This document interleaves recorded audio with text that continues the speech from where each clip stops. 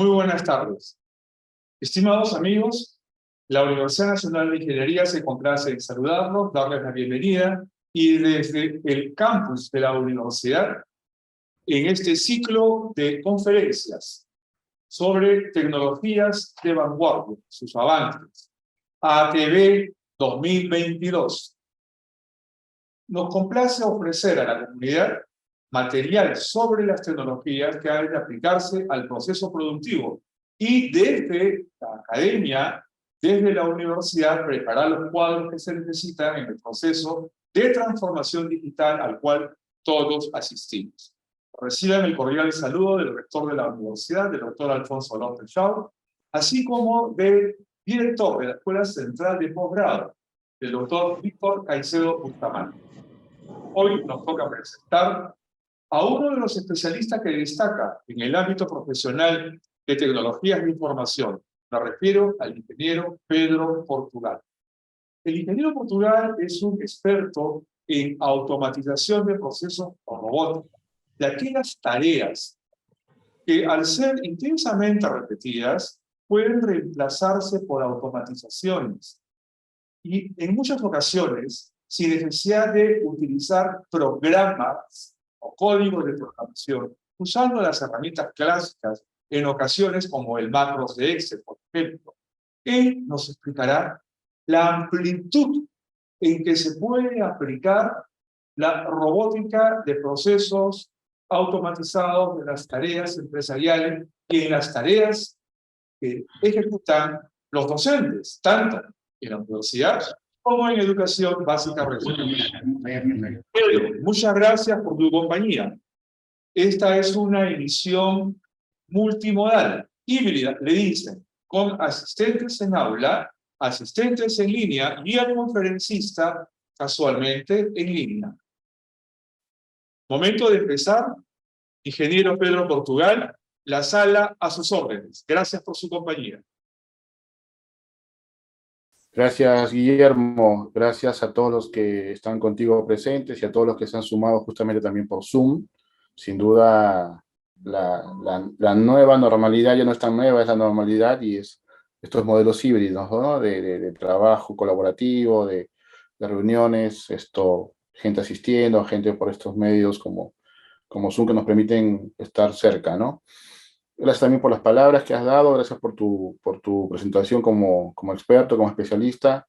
La verdad que lo que sí creo es que soy alguien que ha tenido la oportunidad de tener una importante experiencia en proyectos de automatización con RPA. Vamos a conversar un poquito sobre eso. Pero bueno, y gracias por dejarme compartir esa experiencia con el público, ¿no? Tengo unas láminas, las voy a usar como material para compartir con todos. Vamos a debatir un poquito desde los conceptos y conocer también en qué está el mundo, ¿no? En general, y cómo está Latinoamérica con esta tecnología, y de repente conversar en cómo la misma puede ser una herramienta importante para el desarrollo empresarial en nuestro país, ¿no? El desarrollo tecnológico, y también, ¿por qué no recuperar o mejorar, digamos, el protagonismo de nuestros profesionales en la región respecto a esta tecnología, ¿no? Como lo veremos con algunas estadísticas. Me vas a permitir compartir unas láminas. Voy por aquí.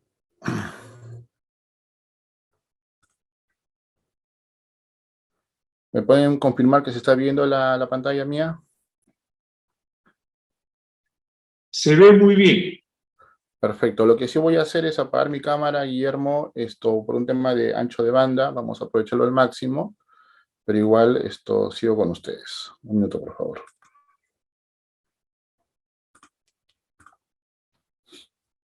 Pues bien, justamente el tema que nos lleva a estar juntos el día de hoy, esta tarde, es la automatización de tareas robótica en Perú, o Robotic Process Automation, por sus RPA, por sus siglas en inglés, ¿no?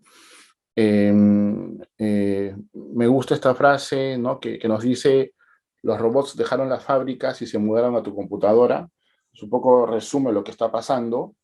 Y bueno, abajo está, no soy un robot, pero están mis datos ahí de contacto para lo que haga falta para tu público, para la universidad en general, profundizar el tema, o debatir más, si es posible, después de esta hora, ¿no?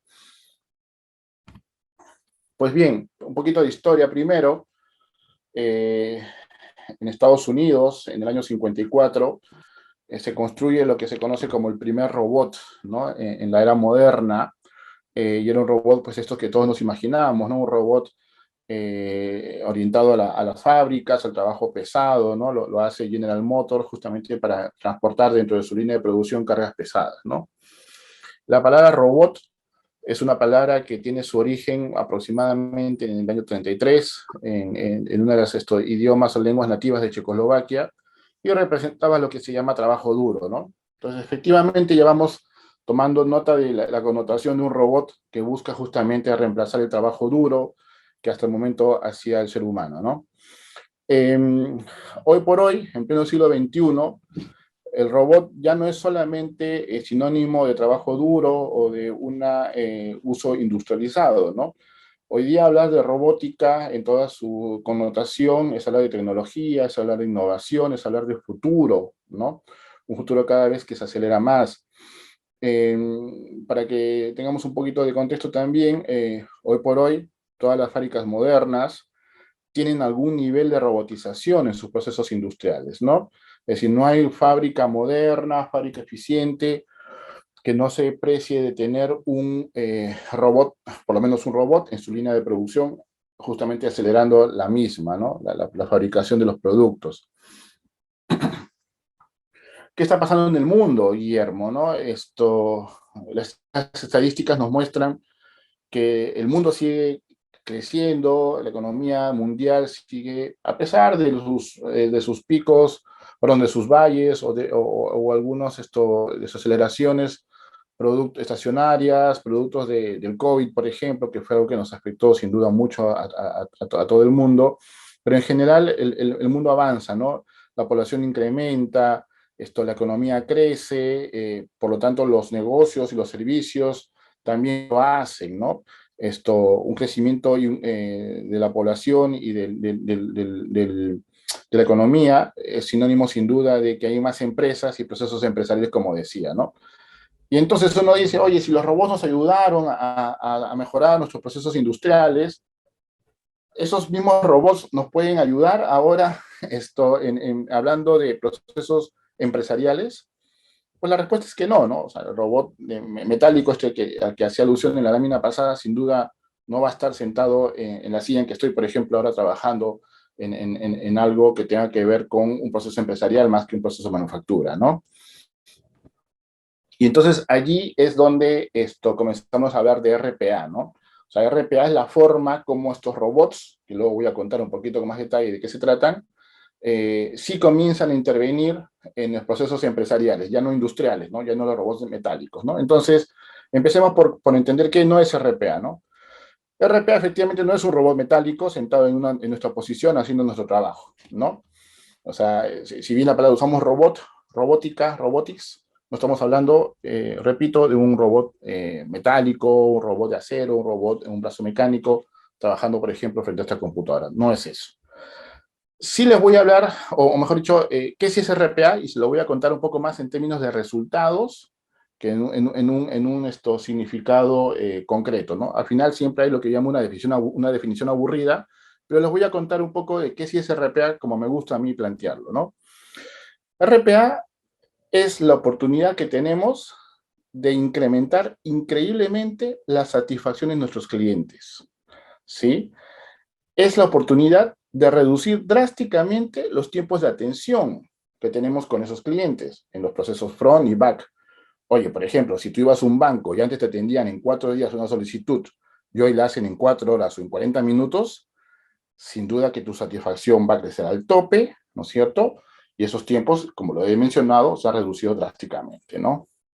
Pero no solamente es eso, no solamente es incrementar la satisfacción reduciendo los tiempos de atención, sino también que es la posibilidad de hacerlos con igual calidad o incluso mayor calidad al que estábamos acostumbrados antes. Pues posiblemente en un proceso de atención de un reclamo mío, por ejemplo, en una entidad, a una operadora telefónica, de repente el fallo no salía a mi favor porque había sido mal evaluado. como veremos más adelante, y esa mala evaluación podría haber sido producto de un error humano. Esa variable, el factor humano, no se encuentra en este mundo de RPA como lo vamos a conocer más adelante, ¿no? Entonces hablamos también de incrementar la calidad de los procesos. Hablamos de reducir también significativamente los costos. Si un proceso antes demoraba 4 días y ahora demora 40 minutos, sin duda el rate, el costo por hora, el costo de ese proceso, de esa actividad, se ha reducido, ¿no? Entonces, como ven, me gusta mucho plantear el RPA más allá de un concepto en términos de resultados, de lo que podemos conseguir, ¿sí? Sin embargo, también hay una definición aburrida, y acá está, ¿no? El RPA, ¿qué cosa es RPA? Son robots de software que pueden reemplazar la acción humana en procesos y tareas empresariales repetitivas realizados sobre aplicaciones informáticas, ¿no? Todos aquí seguramente hemos sido en algún momento, o somos en algún momento usuarios de algún sistema, herramientas, software, llámese desde algo tan sencillo como Word, como PowerPoint, como Excel, aplicaciones como SAP, los registros de matrículas, los registros de notas, los exámenes virtuales, ¿sí? Cuando llenamos formularios en Internet para aplicar a cursos y tal, pues imagínense que haya que hacer esa misma tarea repetidas veces, tantas como 100, 200, 300 o miles de veces. Hay procesos de negocio que así lo requieren. Esa tarea, si podría ser atendida, podría ser realizada por un robot de software, ya no un robot metálico industrial, ¿no? Que, configurado correctamente, va a reemplazar la actividad humana sobre ese formulario, sobre esa hoja Excel, sobre ese sistema que he mencionado como ejemplo. Y un poco para entender este contexto que les acabo de mencionar, si se fijan en esta lámina, en la parte izquierda, voy a prender un momento mi puntero. En la parte izquierda de la lámina vemos lo que es, digamos, un día común de una persona que está al centro, que podría ser cualquiera de ustedes, podría ser yo en un día de trabajo, frente a un computador, ¿no? Y es que esa persona llamada usuario, ¿sí?, de los sistemas, pues se enfrenta para su trabajo diario a herramientas de ofimática, como pueden ser Word, Excel, las que fuesen, sistemas de estos un poquito antiguos, que todavía son de pantalla negra, con letras verdes, a veces marrones, sistemas empresariales de world class, como SAP, como Oracle, incluso sistemas que podrían ser, dependiendo de nuestra actividad profesional o empresarial, de entidades externas, por ejemplo, regulatorias, ¿no? También es importante. En general, buscadores, páginas web, herramientas de BI para hacer reportes, sacar datos, inclusive herramientas o sistemas o aplicaciones no tan estructuradas, ¿no? Como Facebook. A veces, por ejemplo, nos ha tocado clientes a quienes hemos debido ayudar que buscan prospectos para realizarle ventas a través de selecciones o búsquedas de sus perfiles de Facebook, ¿no? Y tienen que pasarse días buscando en Facebook candidatos idóneos para la venta de ciertos productos. Entonces, ahí esa no es información tan estructurada, es una herramienta un poco más dispersa en datos, muchas fotos, imágenes, textos no controlados, pero también puede ser usado, repito, como una herramienta de trabajo según el giro de negocio, ¿no?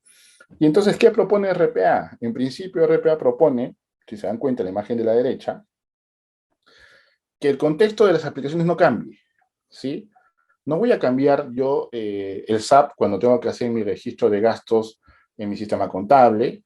No voy a cambiar el sistema transaccional del banco para hacer los débitos y los cargos y los pagos en ventanilla, cuando, por ejemplo, hay un usuario que me está ayudando, un usuario de ventanilla, por ejemplo, me está ayudando en hacer una abono o pago de un servicio.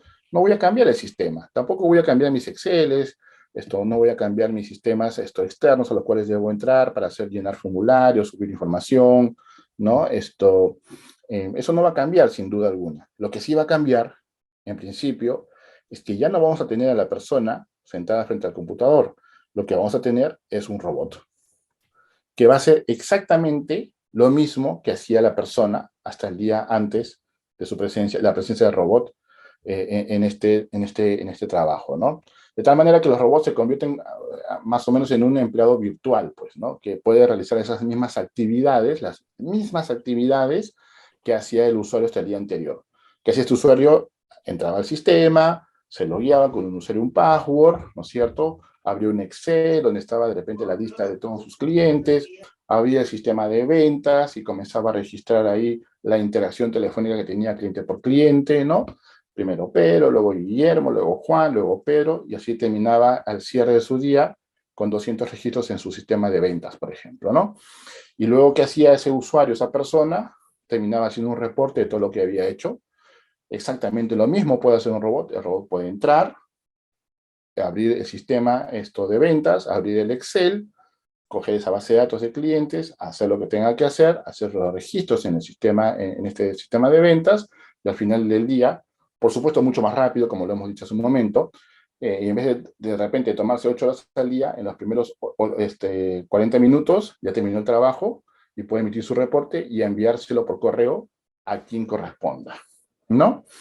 Esto, y uno dirá, oye, pero ¿y los sistemas o las herramientas que tienen, por ejemplo, estos códigos Mañana CAPTCHA? viene, ¿No? sí, mañana Seguro. al mediodía. Estos ¿No? códigos CAPTCHA donde están justamente imágenes o preguntas medias raras con números y letras para evitar que los robots actúen. De acuerdo al pago de la Pues reparación. lo que va pasando es que la tecnología, como todo, va avanzando, va mejorando, y hoy por hoy existen algoritmos, existen herramientas que están también ayudando a que los robots puedan responder, atender su CAPTCHA, ¿no? De tal manera que ya no son un problema, al contrario, siguen son parte de un flujo normal para asegurarse que igual el robot está entrando a hacer ese proceso en ese sistema, en esa herramienta, no lo haga de forma maliciosa, sino tenga un objetivo como lo tenía anteriormente el ser humano que estaba trabajando, ¿no?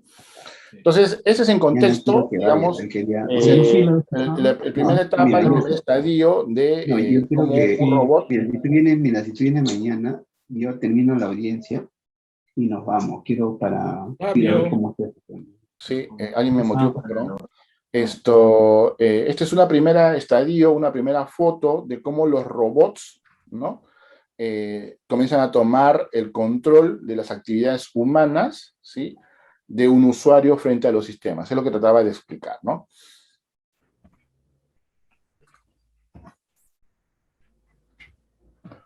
A ver, nuevamente, resumiendo un poco los beneficios que tendríamos si es que implementamos RPA, es decir, ponemos un robot a hacer lo que hasta el día de ayer hacía un ser humano en una rutina diaria de trabajo, ¿no?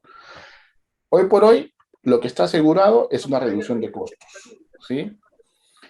Y una reducción inmediata. O sea, las estadísticas a nivel global te dicen que solamente por implementar el RPA y reemplazar las actividades repetitivas, manuales y con el uso de sistemas, ya vas a garantizar siempre por lo menos un 20% de ahorro, ¿sí?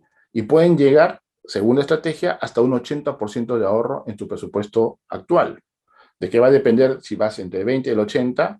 Del grado de robotización, ¿de acuerdo? De la cantidad de tareas que automatices y otros factores que te van a, evidentemente, a llevar o a maximizar ese ahorro o quedarte alrededor del 20%.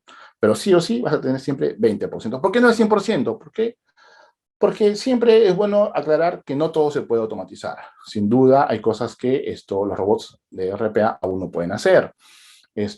También es cierto que al final de la jornada, al final de la tarea, siempre debe aún existir supervisores humanos que reciben el trabajo de los robots para validar que todo esté bien. O sea, por ejemplo, si antes teníamos gente que nos enviaba los reportes de los créditos que se han liberado todos los días, ¿no? Las solicitudes de crédito que se han aprobado en un banco, por ejemplo, y todos los días el supervisor está acostumbrado con sus 50 posiciones humanas a recibir más o menos un promedio de, no sé, 200.000 soles diarios en créditos aprobados.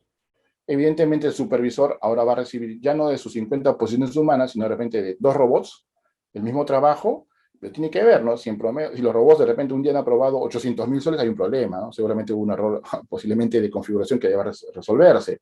O por lo contrario, si son mucho menos, también algo está pasando. Entonces siempre el trabajo humano, para darle aunque sea el último visto bueno al trabajo de los robots, va a existir. Por eso que se dice que no siempre se va a llegar a un 100% de reemplazo de la actividad humana, ¿no? Pero hablando de ese reemplazo, a veces la gente me dice, pero ¿y qué va a pasar? O sea, en el futuro o ahora mismo la gente está siendo reemplazada por los robots. pues es algo que no podemos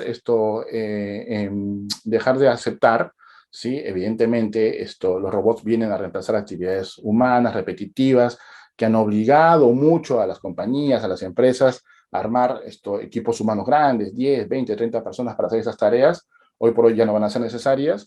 Lo que se busca es que ese capital humano, ¿no es cierto?, de un banco, de una FP, de una empresa logística, ese capital humano que va a dejar de hacer cosas tan repetitivas, quizás de poco valor, ¿no?, para la compañía, se enfoquen en otras cosas, ¿no?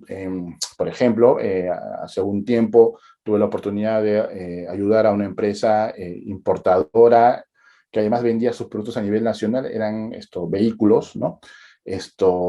A nivel nacional y que hacían mucho trabajo en campo, o sea, tenía muchos técnicos, mecánicos a nivel nacional y viajaban mucho, por cierto. Esta compañía tenía en su área contable, tenía a 5 personas profesionales de la contabilidad, eran contadores profesionales que tenían todo el día que estar registrando gastos, comprobantes, facturas, boletas, qué sé yo, en su sistema SAP, ¿no? Contable. Y eran los gastos que hacían los miles de técnicos que tenían que viajar a nivel nacional todos los días. Después del trabajo de RPA, con RPA, esos 5 jóvenes, solamente quedó uno para las labores de supervisión de los robots. Los otros 4, no es que fueron despedidos, esos 4 pasaron a trabajar dentro del área contable actividades que generan mayor valor, ¿no? Análisis de contingencias contables, tributarias, ¿sí? Otro tipo de actividades que incluso ellos mismos, digamos, los motivaban más, ¿no? Porque evidentemente estar todos los días frente a un computador de 8 de la mañana a 5 de la tarde, frente a un sistema haciendo un trabajo muy manual, a un profesional de la contabilidad podría resultarle poco motivador, ¿no? Y podría incluso hasta irse de repente en poco tiempo. Después de esta tarea que hicimos en aquel tiempo con esta empresa, con este cliente, se quedó, repito, un solo contador trabajando como supervisor de los robots, los otros 4 pasaron a trabajar en otras áreas distintas y de mayor valor en sus actividades, ¿no? Escalabilidad. Hoy por hoy, cuando tenemos problemas, una campaña navideña, hay que colocar créditos, hay que vender autos, hay que vender juguetes, hay que atender más a clientes en los bancos, qué sé yo, necesitamos contratar más gente, ¿sí? Oye, por ejemplo, o un ejemplo práctico, un banco una vez nos contrató porque en las campañas de CTS, que son en ciertos momentos del año, tenían que contratar más gente para hacer todo el tema de transferencias de las cuentas, de los fondos, ¿no es cierto?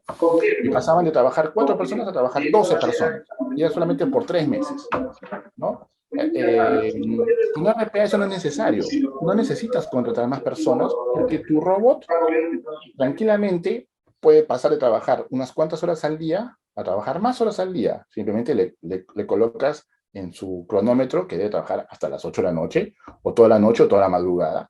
Y si aún así fuese necesario que se requieran trabajar en paralelo con más robots, clic derecho, activar un robot adicional, confirmar, y ya está. Tienes un segundo empleado virtual en poco tiempo activo. En cambio, incorporar una persona te supone pues, un proceso primero de selección en el mercado laboral, incorporación, contratación, adiestramiento, entrenamiento, que trabaje el tiempo que da a trabajar y luego un proceso de desincorporación de la compañía, ¿no? Es bastante traumático. Un robot lo activas en unas horas y lo apagas cuando ya no lo necesitas. A eso llamamos escalabilidad, el crecimiento según la demanda. Los robots sí son pues 24 por 7 por 3, 6, 5, ¿no? Los robots pueden trabajar las 24 horas del día en un computador, toda la semana, todo el año. Los seres humanos, por razones propias de nuestra naturaleza, no podemos trabajar las 24 horas. Evidentemente, queremos y está bien pasar tiempo con nuestras familias, dedicar tiempo a nuestras actividades educativas, profesionales, formativas, familiares, ¿no es cierto? Deportivas, o sea, encontramos un balance en nuestra vida, ¿no?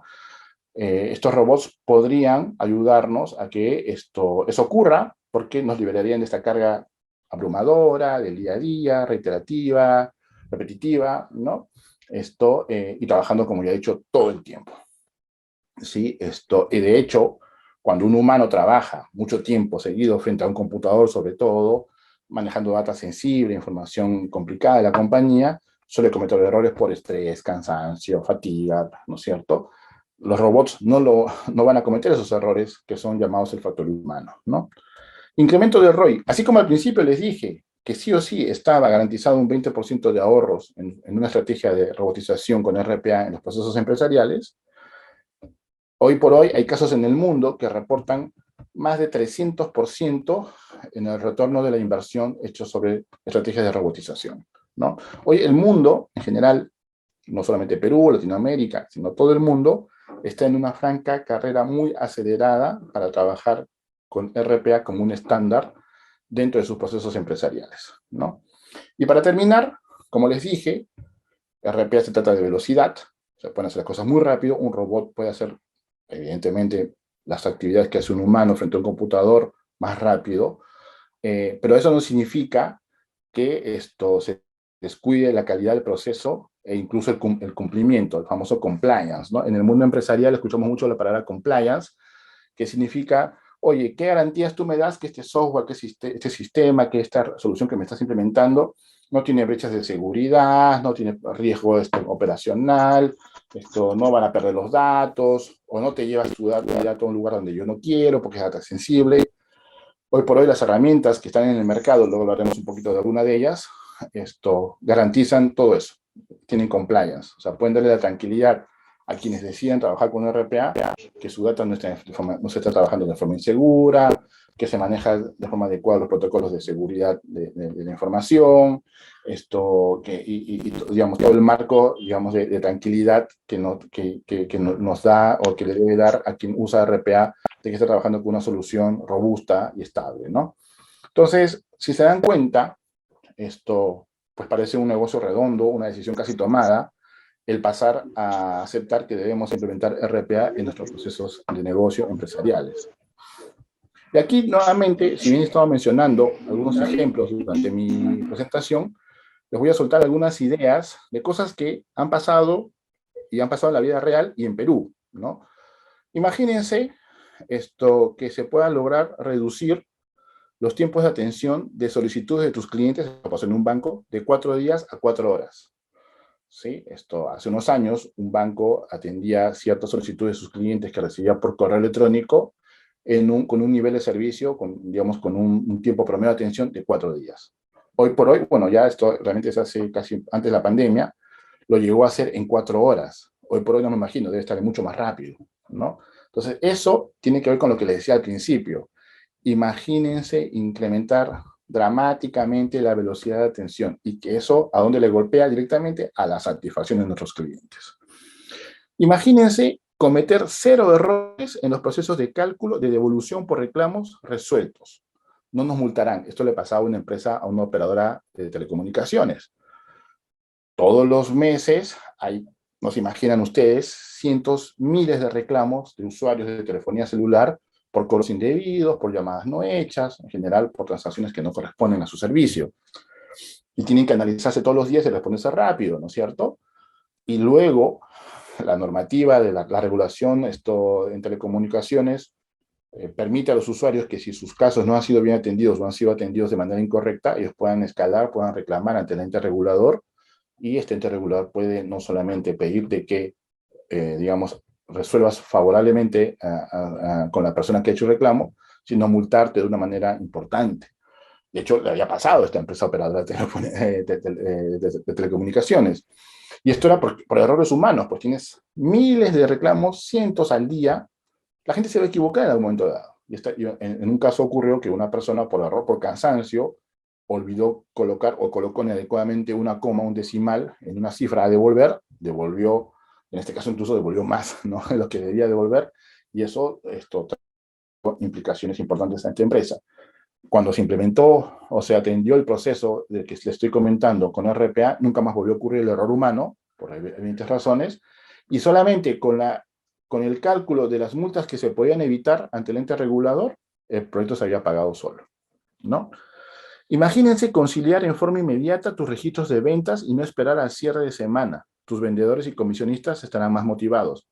Nos pasó en una empresa de rubro comercial que tenía que esperar una semana para que lleguen todos los reportes de sus puntos de venta a nivel nacional, los Excel, consolidarlos, sumar, restar, hacer todas las operaciones, que el supervisor de ventas nacional tenga que amanecerse un fin de semana para cuadrar los resultados de las ventas y poder calcular cuántas comisiones le corresponde o qué valor de comisión le corresponde a cada vendedor, ¿no? Eso se resolvió con RPA y lo que antes demoraba literalmente una semana, desde que empezaban a llegar los archivos hasta el último momento del reporte, se resolvió y ahora dura solamente un día. Es decir, el último día de la semana, es decir, un viernes, ya a nivel nacional esa empresa sabe cuánto tiene que pagarle a sus vendedores y comisionistas por los resultados de sus ventas en el campo. Imagínate duplicar tu capacidad de evaluación de créditos vehiculares, pasando de 60 posiciones a hacerlo solo con 4 personas. Más ventas. Ayudamos a una empresa que coloca créditos vehiculares en este país. Tenía un batallón de 60 personas sentadas todos los días evaluando la información de la gente que quería acceder a un crédito para comprarse un carro, ¿no? Y en este país, también se ve mucho la experiencia, resulta pues que personas como yo, como ustedes, cuando van a acceder a un crédito, ¿no?, para un carro, pues su solicitud posiblemente viaja a más de un banco o una entidad financiera, casi en línea, al banco 1, banco 2, financiera 3. Y quien responde más rápido, posiblemente es quien se va a llevar tu atención para aceptar con ellos el crédito, ¿no? Entonces, primero, había que evaluar muchas solicitudes y hacerlas rápido para tratar de quedarse con la mayor cantidad de créditos posibles, ¿no?, que se tramitaban en el día. Y entonces decía que esa empresa tenía 60 personas sentadas todos los días de 8 a 5 de la tarde trabajando, evaluando créditos y respondiendo rápido. El proceso era tan repetitivo y tan informatizado que se podía atender con RPA y pasamos de tener 60 personas sentadas todos los días a solamente 4 humanos supervisores para grupos de robots que colocaban ni siquiera lo mismo en cantidad de créditos, sino que lo estaban duplicando. Es decir, esa empresa tenía ahora el doble de resultados de ventas que antes de RPA. Entonces, no solamente hablamos ya de reducir costos, sino también hablamos de incrementar ventas. Imagínate integrar tus sistemas viejos, los antiguos, estos sistemas que ya no están pues con las tecnologías más modernas, para las áreas de APIs, de servicios, ¿no?, sino que son sistemas monolíticos, incluso en infraestructuras mainframe, ¿no? Imagínate integrarlos con soluciones de e-commerce, ¿no?, más modernas, sin necesidad de soluciones complejas, gastos difíciles y riesgosos. ¿A qué me refiero? Hoy por hoy, para quienes, por ejemplo, cuando queremos implementar, yo tengo un negocio y quiero poner mi e-commerce para vender más en Internet al Perú y al mundo, perfecto, siempre hay alguien que te lo puede desarrollar e implementar, pero te va a decir, mira, te lo tengo que integrar con tu sistema de facturación, con tu sistema contable, con tu sistema de almacén. Perfecto, esto lo hacemos con microservicios, con APIs, todo está resuelto. Pero ¿qué sucede si mi sistema contable, mi sistema de facturación y mi otro sistema son antiguos, no son tan modernos, no tienen estos recursos de APIs y microservicios o servicios? No se puede. Uno dirá, uy, entonces no puedo avanzar. Tampoco tengo dinero para comprarme nuevos sistemas logísticos o de facturación u otros que tengo en la casa. No puedo cambiar los sistemas. Apenas me alcanzó para implementar mi nuevo sistema, mi nueva solución de e-commerce. ¿Qué hacemos? Podemos usar RPA. ¿Qué haría un robot en este caso? ¿O qué es lo que hizo, por ejemplo, en la vida real? El robot tomaba la información de esta solución de e-commerce, que era una web de ventas, ¿no? Muy moderna y bonita, que generaba muchas ventas, por cierto, a este cliente, y tomaba los pedidos, ¿no? Los robots entraban a las pantallas, ¿sí?, y comenzaban a coger la información de los pedidos que se iban registrando todos los días, y es como que un humano lo hiciera, ¿no? Y luego iban al sistema antiguo, abrían sesiones en ese sistema con un usuario y un password, y comenzaban ahí a registrar los pedidos para el almacén, a colocar las facturas, ¿no? Es como que un humano nuevamente haga esa chamba, esa tarea, esa actividad. Pero, evidentemente, esta empresa no iba a invertir en personal para hacer eso. Lo hicimos con RPA. Y sus sistemas quedaron integrados a muy bajo costo, rápidamente, ¿sí? Por eso hablamos de soluciones no complejas ni riesgosas, ¿no? Imagínate poder resolver los problemas de sistemas que no permiten activar líneas celulares nuevas, también son más ventas. Ese es otro caso, ¿no? Otra empresa operadora de telefonía tenía pues muchos problemas en sus sistemas internos, ¿no? Estos que activan y desactivan las líneas, ¿no? Las altas nuevas, los teléfonos nuevos, y le dan de baja a los que ya no están usándose, a los que están, digamos, cancelándose las líneas quizás por no pago o por cancelar el contrato, ¿no? Entonces, estos sistemas que habían implementado esta empresa tenían muchos problemas. Y, por ejemplo, tenía clientes que compraban líneas nuevas, compraban el chip, se lo llevaban a su casa, todo perfecto con el teléfono, pero pasaban 2 o 3 días y no tenían el servicio. Y no tenían el servicio. ¿Y era por qué? Porque estos sistemas que esta empresa había implementado en su momento tenían aún problemas, tenían ciertas deficiencias, ¿no? ¿Y qué tenía que pasar? Tenía que venir un ser humano, o bueno, más, 5 personas tenían que venir todas las noches a repasar cuáles eran las líneas con problemas y comenzar a resolverlo manualmente, ¿no? Entre las ciertas opciones, darle clic de botón, apretar, borrar, registrar nuevamente, ¿sí? Hasta que esa línea por fin quedara activada. Ese trabajo que hacían 5 personas en turnos nocturnos, desde las 8 de la noche hasta las 8 de la mañana, fue reemplazada completamente por robots, por un solo robot, que podía atender todos los problemas de activaciones durante el día que habían ocurrido por ventas nuevas en el día, en tan solo 1 hora de la noche. Había reemplazado el trabajo de 5 personas, un solo robot, y lo que hacía en casi 8 horas de trabajo o más, de repente 12 horas de trabajo de esas personas, en una sola hora de trabajo de un robot. Imagínate desembolsar más préstamos, más rápido y en menos tiempo, cumpliendo todo el proceso regular de calificación crediticia y normativa. Esto es un banco. Un banco necesitaba decenas de personas para evaluarte. Imagínense a Pedro Portugal pidiendo un préstamo para comprarse algo ahora que se acercan las fiestas o invertir en algún negocio, lo que fuese. Iba a este banco, pedía un préstamo personal y había muchas personas en el back office de este banco que atendían esas solicitudes y lo hacían por campañas, lo hacían rápido, lo hacían como en 5 días, y además te desembolsaban rápidamente, ¿no? Directo a tu cuenta. Si es que si es que la tenías creada, te la creaban en ese momento en el banco. Lo que pasó aquí es que esas personas también se quedaron con muy pocos supervisores y el trabajo lo hacían los robots completamente y sobre todo, además de rápido, como ya lo hemos mencionado antes, que tenían el cumplimiento de todo el proceso, porque ustedes entenderán que en un banco no es fácil saltarse los procedimientos, las autorizaciones, los vistos, los registros, ¿no? Tiene que dar todo tiene que tener una trazabilidad para entender bien qué pasó en un futuro reclamo, sobre todo por la normativa, ¿no? La SBS, esto siempre tiene mucha injerencia en lo que las operaciones que hacen los bancos en este país. Entonces, lo importante que se logró con RPA es hacerlo más rápido, hacerlo igual, con calidad, pero sin que eso significase romper, digamos, todo el registro necesario en el proceso para que, entre una eventual futura auditoría o reclamo, quede esa historia registrada correctamente, ¿no? Imagínense liberar expedientes legales que cumplen las condiciones para permitir al ciudadano recuperar permisos o facilidades.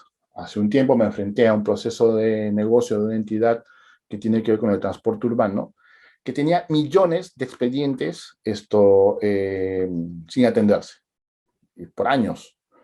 ¿Por qué? Porque tenían que ser tratados por personas profesionales, abogados, tenían como más de 80 personas, que todos los días deberían estar leyendo esos expedientes, validando las condiciones, si la multa fue o no pagada, liberando el expediente, cancelándolo, derivándolo a otra área, haciendo alguna ejecución coactiva, lo que fuese un proceso evidentemente. Pero ¿qué pasaba? La cantidad de expedientes que estas 80 personas tenían al día era mucho menor que la cantidad de expedientes que entraban todos los días. Por lo tanto, luego de unos años, repito, tenían millones de expedientes ahí atorados con problemas desde hace 4, 5 o más años.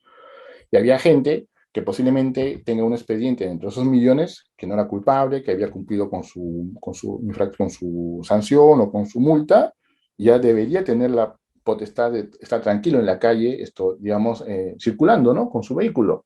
No lo podía hacer porque tenía un caso del 2014 aún pendiente. Lo que hicimos fue una implementación de una solución con RPA que literalmente reemplazó toda esa evaluación y tratamiento de la información dentro de los sistemas de esta entidad del país, ¿sí? Y que en menos de 6 meses se barrió millones de registros, liberando, actualizando, pasando a otra instancia los que correspondían, pero sobre todo, repito, liberando millones de casos que no tenían por qué estar pendientes, ¿no? Eso la verdad que fue muy importante porque fue una de las primeras veces en que vi a RPA, a esta tecnología, ayudar a una entidad gubernamental, apostó en su momento por esto, y que además beneficiaba al ciudadano, ¿no? Ya no solamente hablamos de clientes o hablamos de empresarios, sino hablamos también de la comunidad, ¿no? Del ciudadano de este país, que también merece ser atendido a tiempo y con calidad por las instituciones estatales, ¿no? Y entonces, así como estos puntos que he podido resumir, hay más y muchos más ejemplos que les podría seguir contando de cómo RPA está cambiando importantemente la gestión empresarial en nuestro país. Y ahora el paradigma que debemos entender de todo esto, el paradigma de la automatización de procesos, debe ser el de un trabajo colaborativo que permita a los humanos enfocarse en diferenciar sus negocios, mientras que nuestros robots atienden las tareas conocidas, repetitivas, críticas, pero que no generan valor en el proceso productivo de los servicios.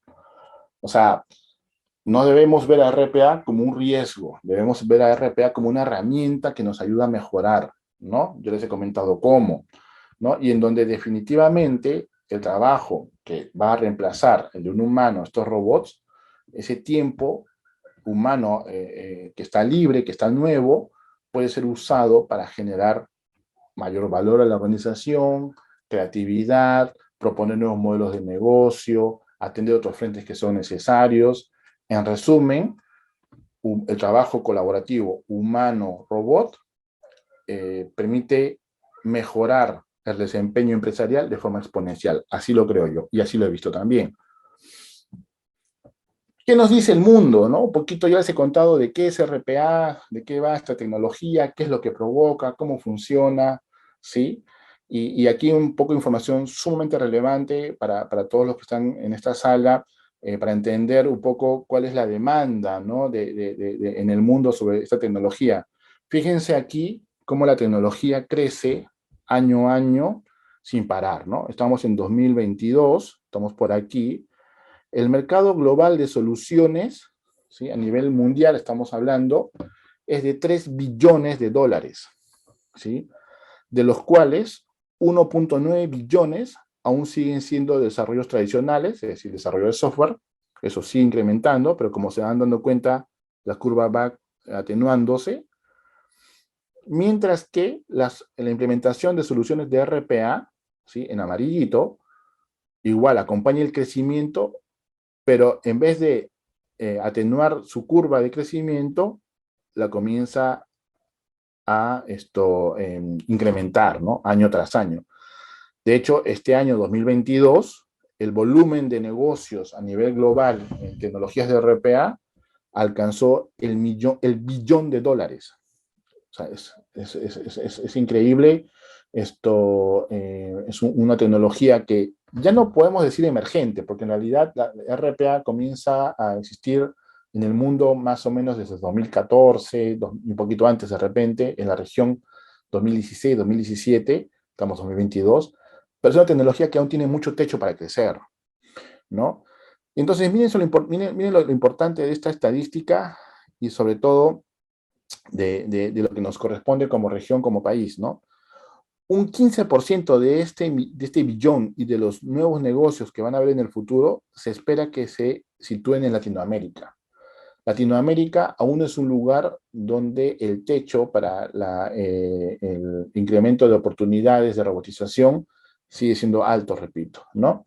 La región, a excepción de Brasil, aún está en madurez, ¿no? Y de Perú, hay que decirlo, aún no estamos en un nivel muy maduro de adopción de la tecnología. Hemos tenido grandes avances, sí, los ejemplos que les he contado, hay muchos en este país y sin duda hablan de lo bien que estamos haciéndolo, pero aún no hay mucho por hacer, hay mucho donde crecer en RPA en Perú y como ya lo ven también en la región. ¿Sí? Y acá nota importante para la universidad, un poco para entender cuál puede ser su aporte, ¿no? Mira, se espera que por cada especialista que hoy trabaja en Latinoamérica en RPA, de aquí a 2 años, o sea, en 2024, se requieran 12. O sea, un crecimiento de 12 a 1, ¿no? Es decir, que si hoy hay un profesional en el mercado de ingeniería de sistemas, de ingeniería industrial, de ingeniería electrónica, ¿sí? que conoce RPA, que ha sido instruido y que ha sido preparado para usar RPA, ¿sí? En 2 años, en la región, se espera que hayan 12, o sea, se necesiten 12 más como él, ¿no? O sea, sin duda es una estadística sumamente relevante de la expectativa del mercado laboral, ¿no? Y luego ya, hablando un poquito de Perú, tenemos, ¿no? De ese $1 billón del 2022, ¿cómo estamos, no? En Perú estamos alcanzando apenas un poquito por debajo el 4%, es decir, el 3.9%. Estamos por encima solamente de países como Panamá, como Costa Rica, como Ecuador, Uruguay, ¿sí? Y el resto de países de Centroamérica, ¿no? En donde nos lleva mucha delantera Chile, Argentina, Colombia, que duda de hablar de México y de Brasil, ¿no? Son otro tipo de referentes. Entonces, nuevamente, estamos en una oportunidad en donde esta tecnología, y hablando de Perú en particular, tiene todavía mucho por crecer, hay mucho por hacer, no solamente en la evangelización del uso, sino en la ejecución de proyectos relevantes de RPA en las industrias que les he contado, ¿sí? Repito, además, nos tenemos todavía una porción muy chiquita de la torta en la región, ¿no? Hoy por hoy, hablamos de la virtualidad al principio de la sesión. La gente puede trabajar desde Perú para todo el mundo. Puede trabajar desde Perú para Chile, para Colombia, para México, para Estados Unidos, para España, para Francia, Italia, ¿sí? Entonces, si mezclamos esta combinación de que en Perú aún tenemos poca penetración, digamos, en la participación de los negocios de RPA, si mezclamos esta estadística explosiva de la demanda futura, si mezclamos esta valorización del mercado futuro de negocios de RPA, ¿no? Y le sumamos el ingrediente de que Perú se puede trabajar para todo el mundo de forma remota ahora, pues no hay duda que esto debe ser una decisión sumamente inteligente de que nuestros profesionales que se interesen en la tecnología comiencen a formarse en etapas tempranas en la misma, ¿no? En RPA, ¿no? Y ya casi para terminar, quería mostrarles un poquito, en este mundo de la tecnología siempre existen fabricantes, siempre existen marcas, ¿no es cierto? Pues en RPA no nos escapamos de eso. Las marcas más relevantes a nivel, este es el cuadro de Gartner, si deben conocer el cuadrante mágico de Gartner, este es de este año, está nuevecito, de junio, julio de este año, siguen liderando el mercado de RPA, UiPath, herramientas como UiPath, como Automation, las herramientas de Microsoft, Power Automate, si a uno la debe haber escuchado por ahí seguramente, y algunas más que todavía están por detrás, ¿no? Pero lo interesante es que en estas marcas, que son UiPath y Automation, el Perú tiene representantes, tiene partners, o sea, está bastante activo el mercado en Perú en estas marcas, ¿no? O sea, estamos como país alineados a la vanguardia, eso es el mensaje, ¿no? Podemos trabajar, se puede trabajar en este país en soluciones, en proyectos con estas marcas, de tal manera que podemos decir que Perú, si bien ya lo hemos mencionado antes, aún no está muy por delante en la carrera de RPA, pero tiene el acceso a la tecnología, ¿no? No es un impedimento para lograrlo. Y entonces yo, después de haberles contado un poquito sobre RPA y lo que podemos hacer con ello, pues les traslado la pregunta, ¿no? ¿Cuándo les gustaría empezar? ¿Desde lo académico, desde lo laboral, desde cualquier frente en el que ustedes crean que podemos contribuir desde la experiencia personal y la experiencia empresarial de MDP Consulting, ayudarlos a que esos indicadores todavía chiquitos para Perú, de cantidad digamos, de negocios de RPA, o ese indicador de un crecimiento exponencial en la demanda laboral, pues pueda ser atendida, ¿no? Y podamos poner a Perú más adelante en la carrera por el RPA, ¿no? Eso es, Guillermo, eso es lo que quería compartir con ustedes esta tarde. Gracias. Muchas gracias, Pedro. Muy clara la presentación y, en efecto, ha generado algunas inquietudes, hay preguntas en la sala. Antes de dar paso a las preguntas de Guillermo y de Erika, una anotación. Si nos comparamos con Colombia y con Argentina y con Brasil, y tenemos como referencia la población de ambos países y nosotros del tercer país, no estamos, diríamos, tan mal. Pero si observamos esa misma cifra en comparación del número de empresas y de opciones de mercado, bueno, ahí sí quedamos a la saga, ¿no? Porque el nivel de competitividad no mejora. Hay una pregunta casualmente en esa dirección sobre la diferencia entre una aplicación desarrollada para optimizar un proceso, un RPA. Pedro, sobre esta pregunta en particular, agradecería tu opinión o qué añadirías. ¿Me lo puedes repetir, por favor? Ah, ya, perdón, acá la tengo. ¿Cuál es la diferencia entre una aplicación desarrollada para optimizar un proceso y un RPA? Ya, a ver, yo siempre digo hay dos estadios, ¿no? La sistematización y la automatización, ¿no? Sistematizamos un proceso de negocio. Por ejemplo, necesitamos registrar nuestros gastos, ¿no? Como daba un ejemplo hace un momento. Y desarrollamos una aplicación a medida, ¿no? Para los que sepan un poco de contabilidad, pues la regla T, ¿no es cierto? Esto debe haber, los registros en pantalla, guardamos toda nuestra data de nuestros gastos, ¿no? De lo que gastamos, lo que compramos, facturas, boletas, qué sé yo. Lo podemos comprar, hay soluciones como SAP y otras más, o lo podemos hacer. Por eso que ahí decía un poco desarrollada, ¿no? Una solución desarrollada. Cuando lo logramos, estamos hablando de sistematización. Hemos sistematizado el proceso con una herramienta informática. La automatización es el siguiente paso, es decir, ok, ahora yo que tengo esa herramienta, voy a necesitar de un usuario de esa herramienta, de ese desarrollo, que la use, por eso es usuario, ¿no? Y que la use todos los días registrando los datos, como daba en el ejemplo. RPA reemplaza ese uso y deja libre al ser humano, como decía en el ejemplo, para que genere mayor valor que solamente estar frente al computador todo el día registrando información. Haga otras cosas, y el robot reemplaza esa tarea. Entonces, cuando uno me pregunta, ¿hay diferencia entre una y otra? Como acabo de explicarlo, se complementan. El robot trabaja sobre las herramientas que ya existen y que has implementado antes. Ahora me dirán, oye, pero, por ejemplo, hablabas de un ejemplo de integrar el sistema A con el sistema B y que sea el robot el que traspase los datos de un lugar a otro. Eso se podría reemplazar ya no con un RPA, sino con una solución de integración, como lo expliqué también, a nivel de servicios web o lo que fuese. ¿Por qué no lo haces por ahí? Me ponían a preguntar. Yo le digo, es correcto, puede ocurrir, pero eso, por ejemplo, puede tomar más tiempo del que tú necesitas en que esa solución esté disponible. Por ejemplo, nos pasaba en un banco muy grande de este país, que tenía dos sistemas muy grandes, e integrarlos era un proyecto como de 6 meses, ¿no? Y ellos tenían que salir sí o sí, digamos, en agosto de este año. Hacer esa integración a muy bajo nivel las herramientas, con un desarrollo a medida, tomaba 6 meses. Hacerlo con RPA tomaba 6 semanas, ¿no? Ojo, no digo que la solución definitiva, la más robusta, la que parece más completa, que sea integrarlo a través de servicios web, que duraba 6 meses, no se haga. Pero te ayuda a resolverlo rápido para que salgas en tu objetivo de 6 semanas estar listos en el mercado, con tus productos, con tus soluciones para tus clientes.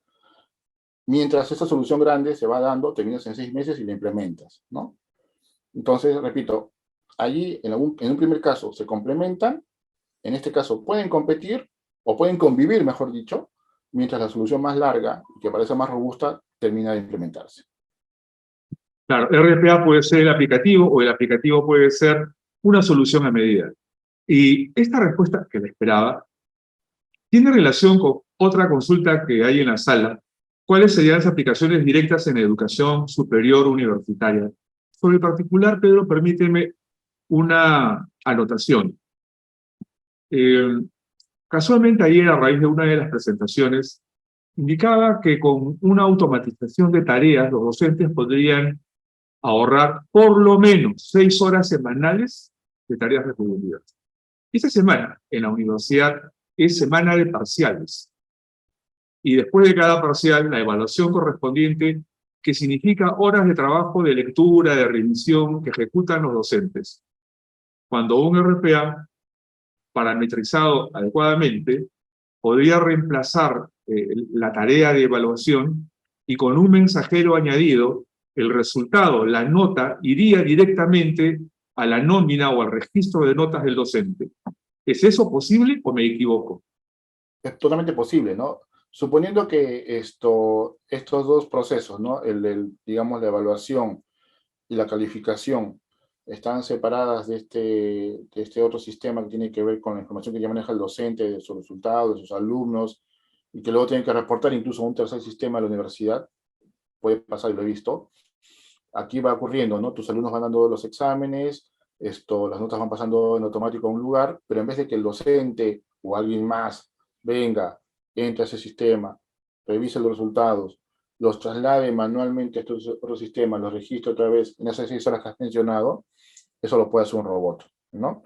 Entonces el robot entra como si fuese el docente, deja registro, ¿no? Robot, docente Pedro Portugal, que está trabajando por mí, entra al sistema en la noche, ni siquiera tiene que esperarse las 6 horas del día de forma diurna, puede hacerlo en la noche para que a las 8 de la mañana del día siguiente hábil esté todo listo, ¿no? Entonces ahí gana todo el mundo, gana el alumno porque tiene su tiempo, gana el docente porque gana tiempo para hacer cosas más productivas, gana la universidad porque tiene información relevante de forma más rápida y precisa, ¿no? Gana todo el mundo. Quiere O sea, decir, no hay ámbito en el que RPA, no que me interrumpa, lo he visto después de trabajo con esa tecnología hace más de 7 años, no hay ámbito en el que no se pueda aplicar, ¿no? El mensaje es encontrar el caso correcto para que luego de implementarlo sintamos todos que hemos ganado, ¿no? bien, en tu experiencia, Pedro, en las universidades peruanas, las corporaciones educativas que tenemos en el país, o las instituciones, los colegios, ¿alguien ha contratado RPA o servicios para que les desarrollen aplicativos en RPA? Sí, hemos trabajado con un par de universidades privadas en implementar algunos procesos que sí no estaban directamente ligadas al mundo académico, estaban más ligadas a procesos propios de la universidad, como cualquier organización. Por ejemplo, en un caso, una universidad nos contrató para automatizar el proceso de actualización. Tenía las salas de cómputo, ¿no? No sé, 20 computadoras por cada sala y como tenían como 10 salas.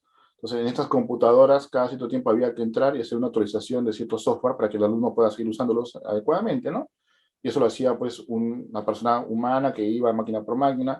Oye, eso se puede hacer en remoto, con un robot que entra a cada máquina, hace lo que tiene que hacer y listo, y pasa máquina tras máquina, ¿no? No es un tema académico, pero el ejemplo es real, es en la universidad, ¿no?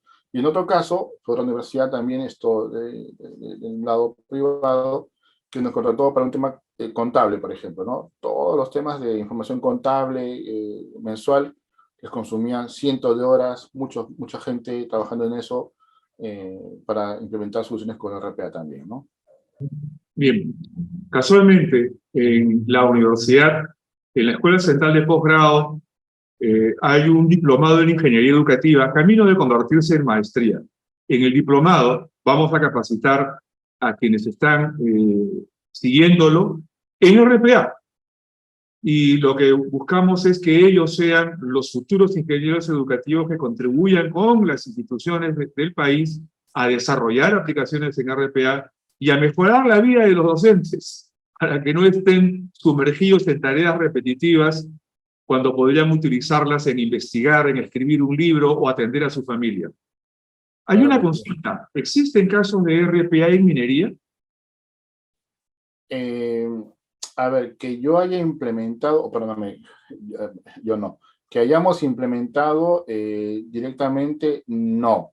Pero como todo en esta vida, siempre uno está en el medio y conoce de casos de éxito, te puedo responder que sí, ¿no?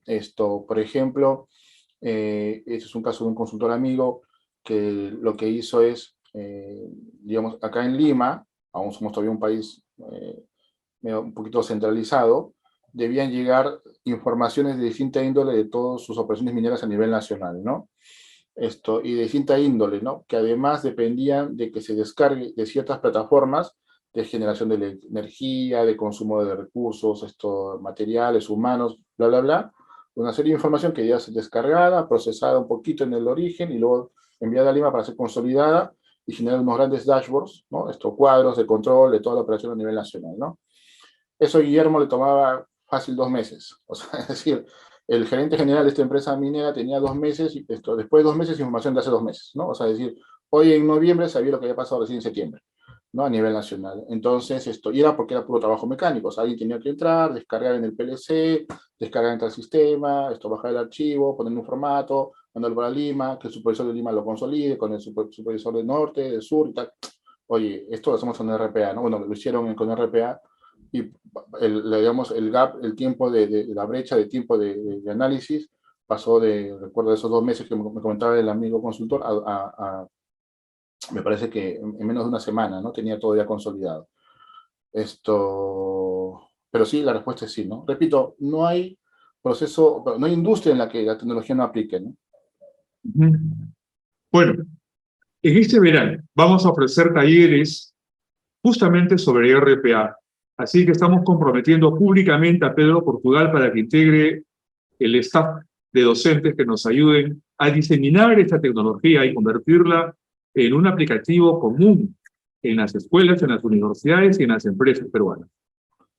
Sí, perfecto, con todo gusto. Yo le llamo un RPA lover, porque he visto lo que esto puede hacer, lo que esto puede provocar, la diferenciación que se puede conseguir cuando implementamos el RPA. No es tan complejo. Bueno, o sea, todo siempre tiene cierto grado de expertise y evolución en el conocimiento para hacer cada vez cosas más complejas, pero se puede empezar fácil. Y lo importante es que estas marcas que les mencioné al final de la presentación, a ver, hace 7 años, cuando uno quería implementar RPA, la principal barrera era el tema costo, porque comprar licenciamiento era muy caro, carísimo. O sea, te costaba cientos de miles de dólares unas pocas licencias de robots.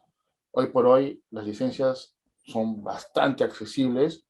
Como digo, se pagan solitas por los ahorros o ventas que puedas conseguir.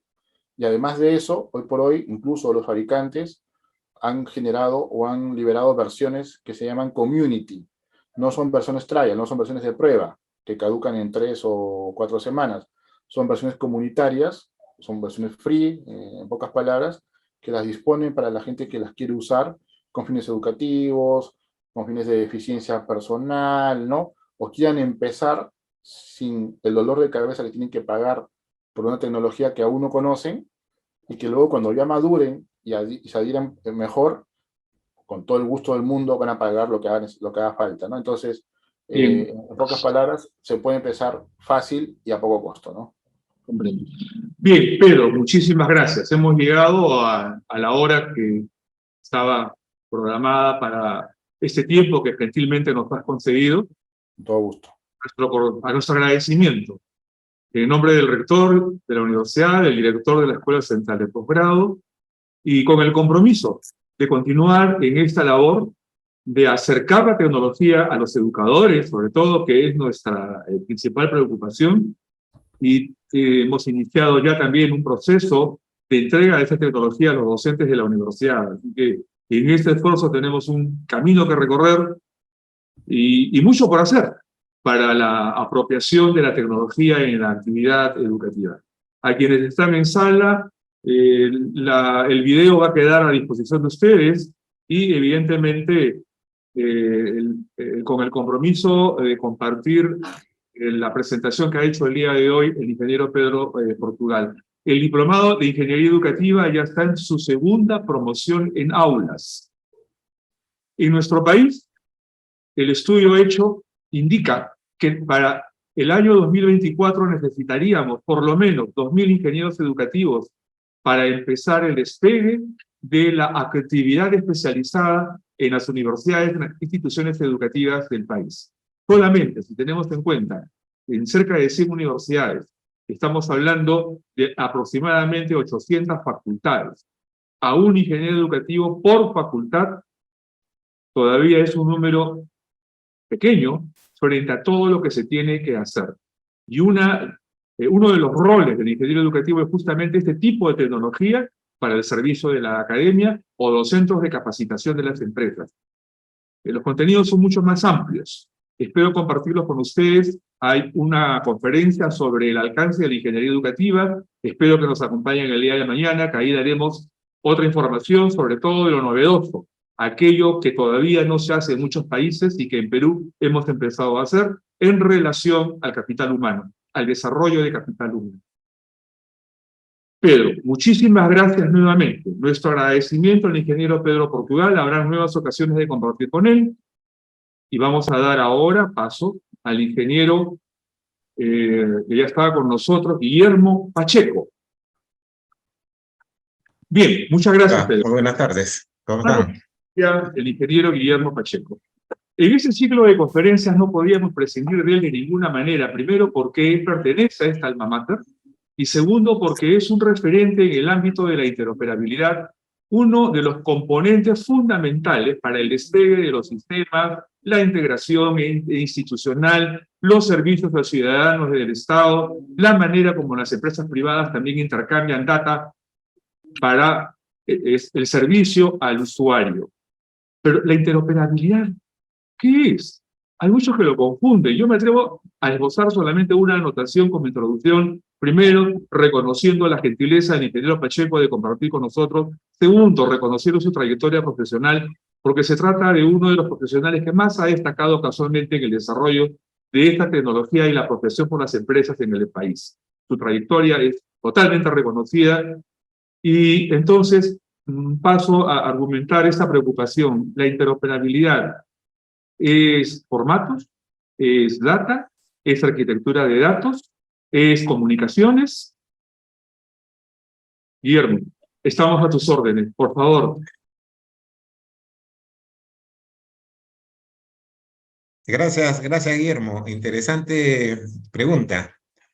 Y voy a tratar de responderlo a lo largo de la presentación, porque justamente creo que esas interrogantes son las que surgen muchas veces y que es necesario ir aclarando el panorama para que el país pueda aprovecharla, ¿no?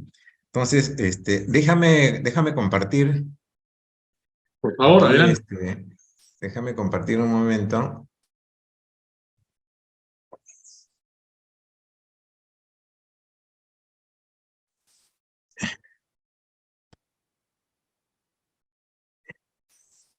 No sé si ven ya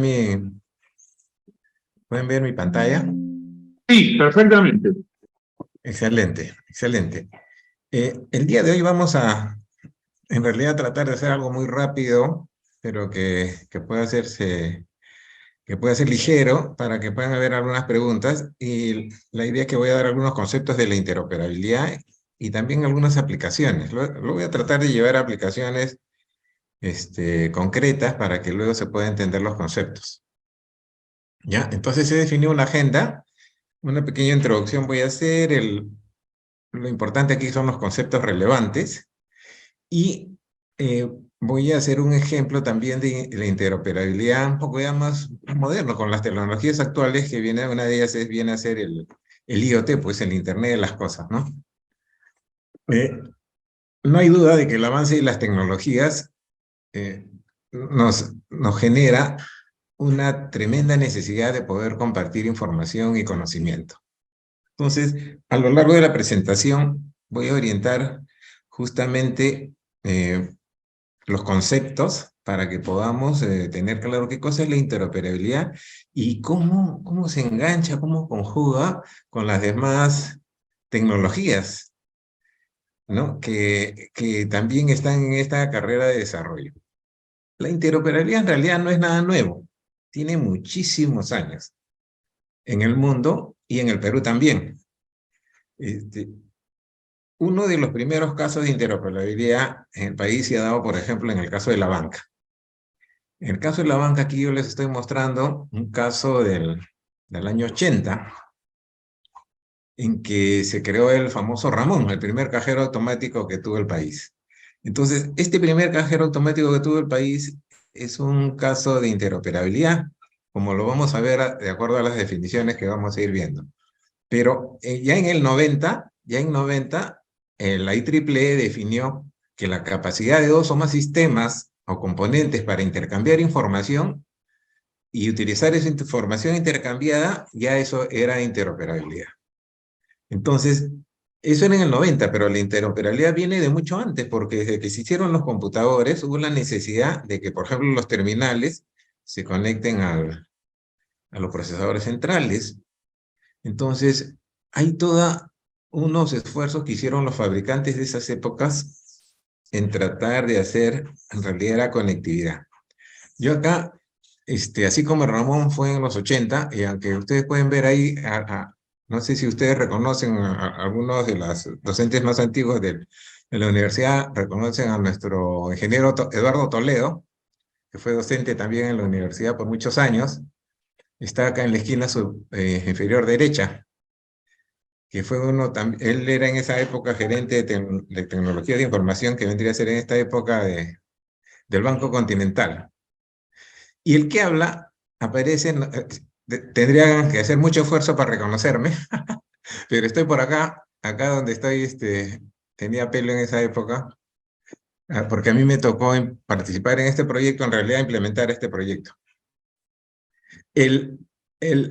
Y así, de este tipo de interoperabilidad, ha habido ya casos en el país en muchos bancos. He traído uno de ellos, y no solamente se limitaba después a cajeros automáticos, los kioscos, las redes de Visa, Mastercard, ¿no? Todo eso, esa interoperabilidad con una institución que era un determinado banco. En esa época, era las épocas que la interoperabilidad se centraba mucho en las comunicaciones. Entonces, hubo un desarrollo de los estándares de comunicaciones, que en un principio, en los años 70, se crea, por ejemplo, el protocolo TCP/IP, miren, ¿no? Y no se formaliza eso hasta el año 74. Y despega recién en los 80 con Internet, ¿no? En el 82, específicamente nace el Internet cuando ARPANET adopta TCP/IP. Pero a lo largo del tiempo se han ido creando otros protocolos de comunicaciones y otros estándares también que vamos a ver más adelante que permiten la comunicación. Ahora pues ya vivimos el paradigma del 5G, ¿no?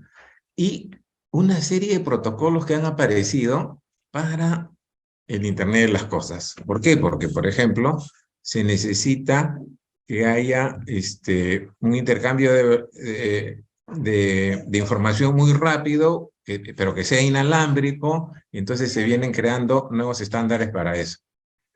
La definición de interoperabilidad ha ido cambiando. Un segundo, por favor. Un segundo.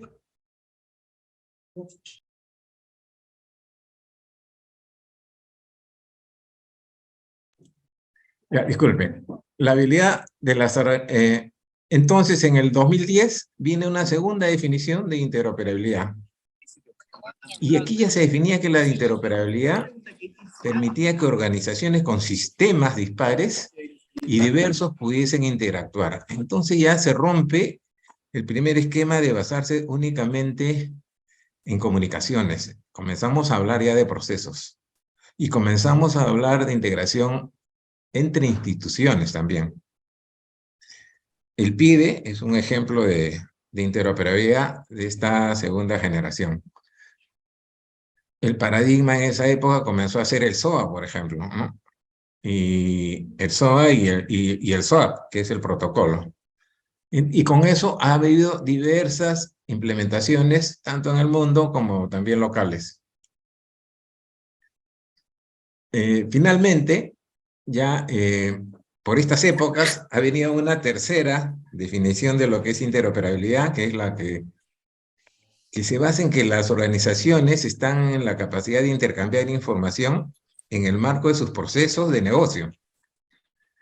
Y ya hace mucho énfasis en temas como la arquitectura empresarial que comentaste, que lo vamos a ver más adelante un poquito, que cómo juega en realidad la interoperabilidad es un poco de cada cosa, pero hace mucho énfasis en que ya no solamente se deben integrar los procesos, sino las instituciones en general para poder sacar un mayor provecho y sobre todo para dar servicios al ciudadano. Entonces, por ejemplo, ya también tenemos en el país las primeras implementaciones ya de esta última generación, en las cuales, por ejemplo, se hace interoperabilidad integrándonos a servicios como el que provee Meta, con WhatsApp, por ejemplo, ¿no? Entonces yo aquí les tengo un ejemplo de un esquema de interoperabilidad que permite a los bancos ofrecer a los ciudadanos banca segura por WhatsApp.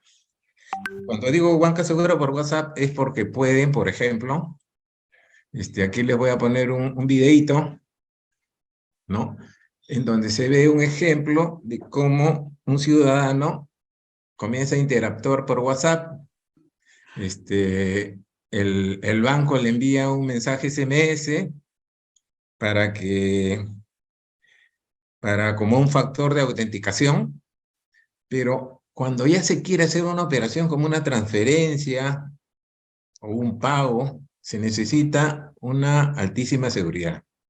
Entonces, esto que ustedes están viendo es algo que ya tenemos en el Perú, y en el cual, para, por ejemplo, realizar una transferencia a una cuenta cualquiera a través de WhatsApp, el sistema nos permite que autoricemos con un mensaje de voz.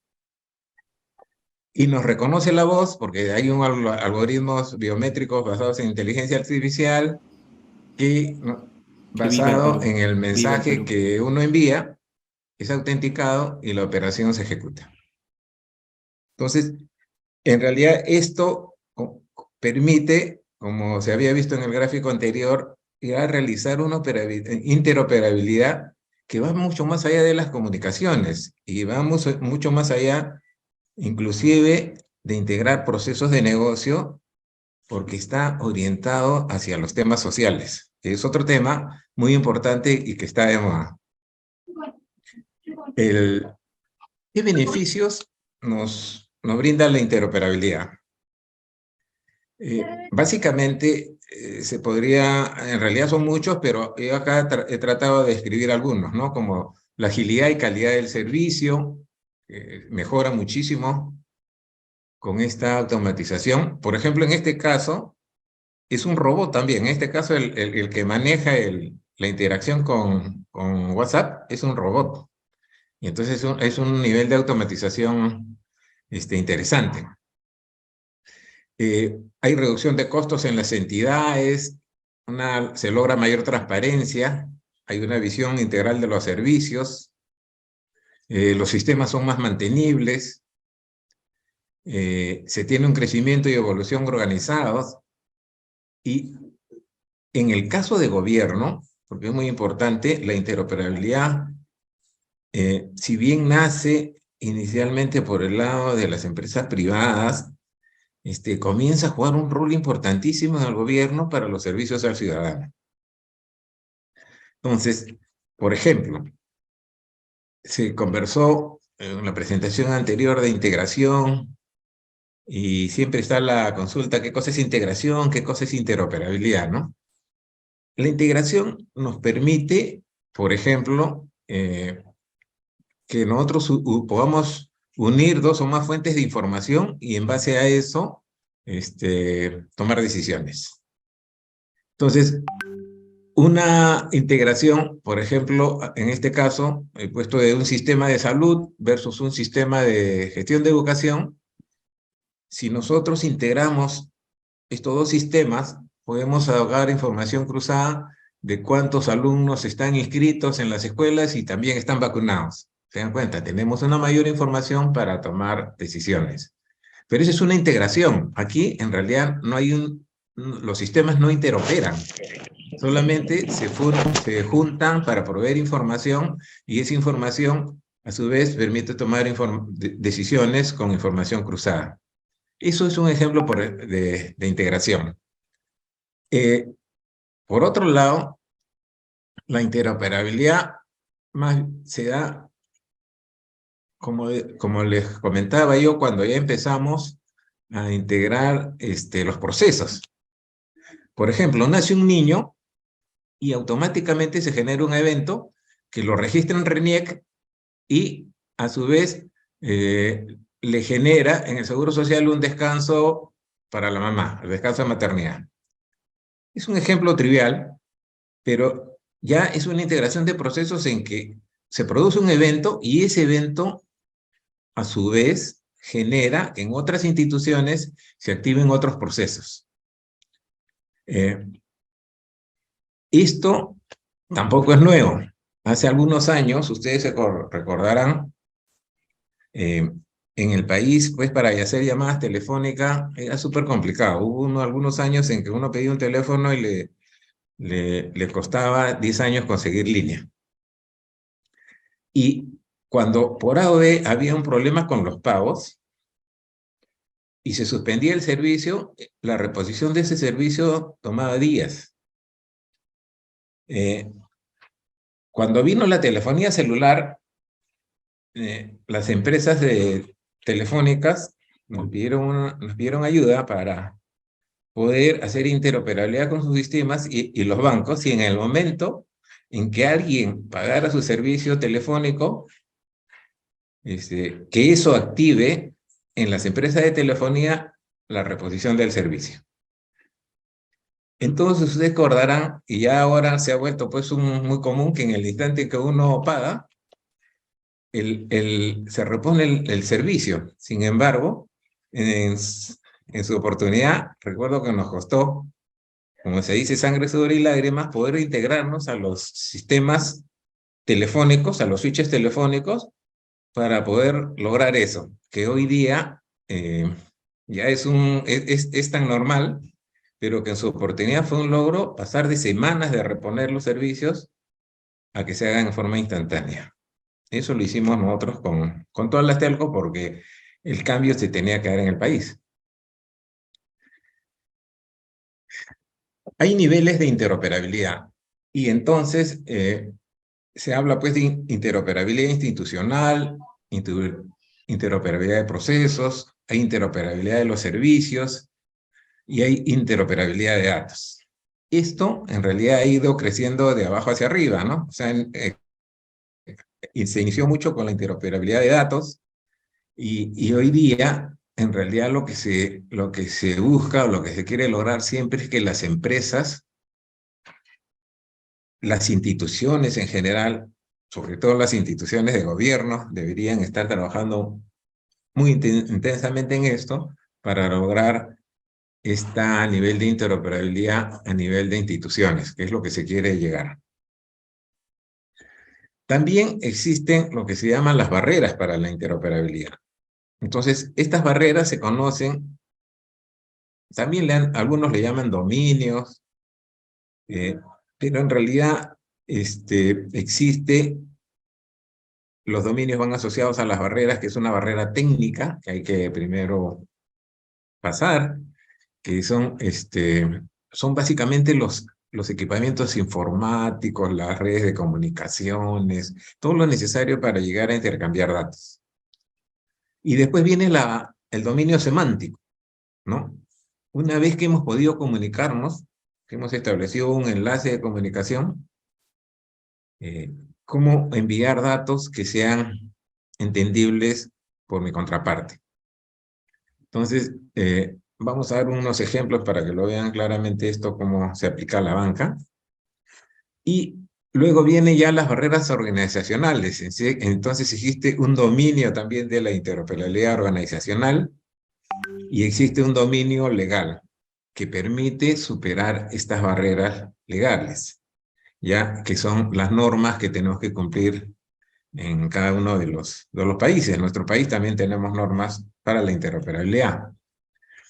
Por ejemplo, para la interoperabilidad técnica hay una norma que tenemos desde el 2017 para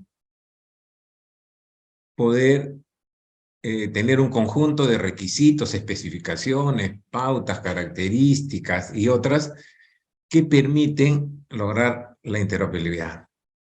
Entonces, en este caso, digamos, uno de los temas que hay que tomar en cuenta mucho son las normas y estándares técnicos que hay que cumplir para lograr la interoperabilidad. Guillermo preguntó también, ¿se trata de una arquitectura empresarial? Sí, también se trata de una arquitectura empresarial, porque cuando empezamos nosotros a decir que la interoperabilidad implica integrar los procesos de las instituciones, integrar las instituciones, para que eso se pueda lograr, lo ideal es que los procesos estén bien estructurados, estén bien definidos, tengamos capas claras en los cuales esto se puede lograr. Entonces, en el caso de la banca, la interoperabilidad se da. Algunos tienen bien estructurados sus procesos. Existe un estándar de arquitectura empresarial que se llama BIAN. Sin embargo, hay muchas de las instituciones no necesariamente tienen bien estructurados sus procesos, pero lo que hacen es los procesos que tienen que interoperar, ahí es donde trabajan mucho para que se pueda lograr la interoperabilidad. Después viene otro tema de la interoperabilidad técnica. Bueno, vienen los equipos, como habíamos comentado, el hardware, software, todo lo que sea redes y todo lo que sea necesario por conectividad. Esto ha evolucionado muchísimo. En el país se ha hecho interoperabilidad desde que había que trabajar con una PC conectada con módem a los cables de cobre de la red telefónica, por ejemplo, ¿no? Les comento, por ejemplo, que en la SBS, desde hace muchos años, las primeras formas que los bancos tenían para enviar sus reportes de posiciones, ¿no? Como terminaban el día, la SBS implementó un sistema que, por el lado de los bancos, funcionaba en una especie que le permitía subir a una determinada hora, porque tiene una hora límite, sus reportes, y eso se comunicaba a través de un módem, que llamaba a una central y transfería la información de los formatos, forma 16, forma 11, etcétera, que necesitan los bancos para cerrar el día. También la interoperabilidad técnica demanda lo que es gestión de datos. Tiene que haber pues un esquema de datos muy bien estructurado, ¿no? También, y muy importante hoy en día, es el tema de ciberseguridad. Lo que se ha dicho, los aspectos de seguridad son importantísimos en un diseño interoperable. Imagínense pues el problema que sería como se ha dado a nivel mundial, que roban, ¿no? Los hackers roban millones de cuentas. Pero imagínense que los hackers pudieran interceptar las redes de cajeros automáticos y estos se pusieran a pagar a todos indiscriminadamente. ¿Se dan cuenta? Hay muchos niveles en que la ciberseguridad tiene que apoyar. Otro tema que se da cuando hablamos de interoperabilidad es la interoperabilidad semántica. Y dentro de esos hay sus sabores, bueno, si la sintaxis, que es el aspecto sintáctico que básicamente define es los formatos, cómo voy a enviar o intercambiar la información, los datos. Y el otro aspecto que es el semántico, que significa, oye, ¿y cómo yo interpreto esos datos que me llegan? Inclusive, hay muchos ejemplos, pues estos se comentan, ¿no? Siempre. Ayer estaba conversando justamente con mi padre, que todavía tengo la suerte que está vivo, tiene 97 años, y me estaba contando de que cuando está en Panamá, pues allá a los buses le llaman guagua, ¿no? Y entonces me puse a pensar justo en el aspecto semántico, y dije, miren, acá en ciertos países de Latinoamérica, guagua le dicen a los bebés recién nacidos, pero si me voy a Cusco, guagua también es un bizcocho que se come para Semana Santa. Entonces, si alguien me dice guagua, ¿a qué me estoy refiriendo? Entonces, esos son temas, un ejemplo trivial, pero que más o menos ilustra, tiene que estar rodeado de un contexto y que tenemos que garantizar que cuando decimos guagua nos estamos refiriendo a algo específico. En el caso de la banca, por años se ha utilizado un estándar que se llama el ISO 8583. Y este estándar, básicamente lo que definía era en una trama qué campos deberían enviarse, qué información, qué datos, en realidad qué datos, y cuáles eran las características de cada uno de esos datos. El primer dato, por ejemplo, tenía que ser de longitud 4, el segundo dato y así. Y este tenía que ser numérico, este podría ser a nivel de bit. Así eran como se especificaban los estándares y la sintaxis de ese mensaje ISO 8583, que es el que hasta ahora se utiliza en el país. Lógicamente, conforme se van modernizando los sistemas, esto que antes era trama, hoy pues es XML, ¿no? Entonces acá un ejemplo de un ISO que ahorita se utiliza para banca móvil, por ejemplo, son los mismos campos, pero ya definidos de otra forma.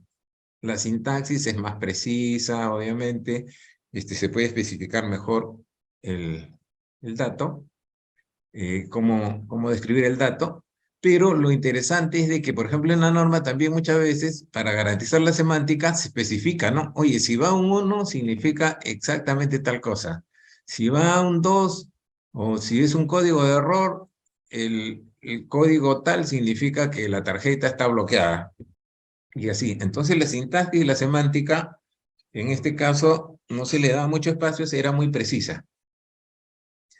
Desde el año 2004 a la fecha, en el mundo se ha venido desarrollando un nuevo estándar para los bancos, que es el ISO 20022. ¿Qué trataba de resolver? Porque los bancos también se enfrentaban a que, por un lado, tenía que conversar con SWIFT, por ejemplo, para las transacciones que van entre países, bancos lejanos de distintos países, y por otro lado tenías que conversar con sus contrapartes locales o conectarse a otras instituciones en distintos formatos. Entonces se ha creado un formato que se llama el ISO 20022 desde el 2004. En Europa está todavía implementándose. En España han puesto como fecha de migración, de término de la migración, el 2025, para que se den una idea. En el Perú se está tratando de traer ya el estándar. La Cámara de Conversación Electrónica trajo un proyecto hace un par de años, un sistema que trabajaba con 20022, sin embargo, para poder cumplir con las fechas, tuvo que trabajar con los estándares locales que se utilizan y en base a comunicaciones vía SOA, digamos, ¿no? Estamos en pleno proceso en la banca de ir hacia este estándar a nivel mundial, y en el Perú también estamos en lo mismo.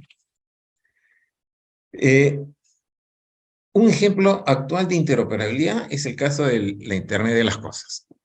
Entonces, vamos a ver cómo estamos de tiempo. Estamos más o menos. Le voy a poner acá un videito. Biobit is next on our list. It's a medtech company with unique health AI abilities in the patient monitoring space. The company's remote patient monitoring health AI platform nos hablan, por ejemplo, de una startup que a nivel mundial está sobresaliendo, 2022, y del Internet de las Cosas aplicado a la salud. Blood pressure, pulse rate, respiratory rate, blood oxygen saturation, temperature, stroke volume, cardiac output, one-lead ECG, and more. Aggregated patient health data is viewed by medical staff via Biobit's secure HIPAA and GDPR-compliant cloud-based patient management platform, which utilizes an automated real-time early warning score system that incorporates advanced AI-based algorithms to provide alerts on patient health status and potential deterioration. Biobit raised round A and is looking for additional investment, building up for the next round to open US offices and hiring a local team to help develop the market keep implementing the solution, and creating new markets in Europe, South Africa, Australia, New Zealand, and Asia. Por ejemplo, es un caso del Internet de las Bybit is cosas next on our aplicado list. a It's la a salud. Entonces, como pueden ver en el breve video, ya se comienza a hablar de estándares, ¿no? Pero principalmente estándares de protección de datos, que es el IPA y es el GDPR, que es el europeo. Pero también hay otros estándares, por ejemplo, en salud que cumplen estos sistemas que son HL7 y otros que han aparecido, pero que lo que hacen es permitir que con sensores, como se ha visto en el video, que se ponen distintos tipos de sensores, ya sea en los hospitales, ya sea en las casas, ya sea en el cuerpo de las personas, para que comiencen a transmitir información y alimenten a lo que se llama un sistema de alerta temprana.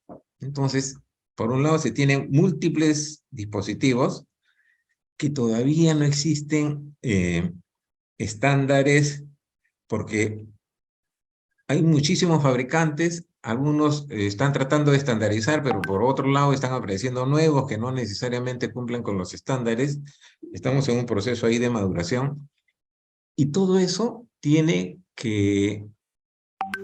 alguien tiene que unir toda esa información, almacenarla, para que esto luego sea analizada, procesada y regresar a través de informes, que son informes médicos, puede regresar a través de alertas, para, por ejemplo, prevenir enfermedades. Entonces, hoy por hoy ya se tienen sensores, el clásico es el reloj, ¿no? Si uno utiliza un reloj, desde hace muchos años, el Apple Watch, mide, por ejemplo, yo lo utilizo para que mida mis latidos del corazón y mi ritmo cardíaco, y al final del día me da algunas estadísticas de cómo ha evolucionado, cuánto tiempo he estado activo, cuánto tiempo he caminado, y una serie de información. Y así se están creando dispositivos que uno lo pueden conectar y medir la saturación. Ahora también miden la saturación, que es algo que se ha puesto de moda a raíz del COVID-19, ¿no? Que antes nunca lo hacíamos, pero ahora sí estamos midiendo el nivel de saturación. Y entonces estos sistemas en general, perdón, funcionan de una manera. Por un lado están todos los sensores, por otro lado existe un sistema que algunos le llaman gateway, otros le llaman arquitectura fog, pero que permiten hacer preprocesar esa información, esos datos que va llegando, los juntan para subirlos a la nube. Una vez que están en la nube, ya pueden ser procesados, ya sea por Big Data, analítica, inteligencia artificial, y enviar alertas. Entonces, hoy por hoy, podemos tener, por ejemplo, nosotros sensores en casa, tener un Alexa que está concentrando todos esos datos que le vienen de los diferentes sensores de nuestro reloj o de los que tengamos para medirnos, por ejemplo, el nivel de glucosa.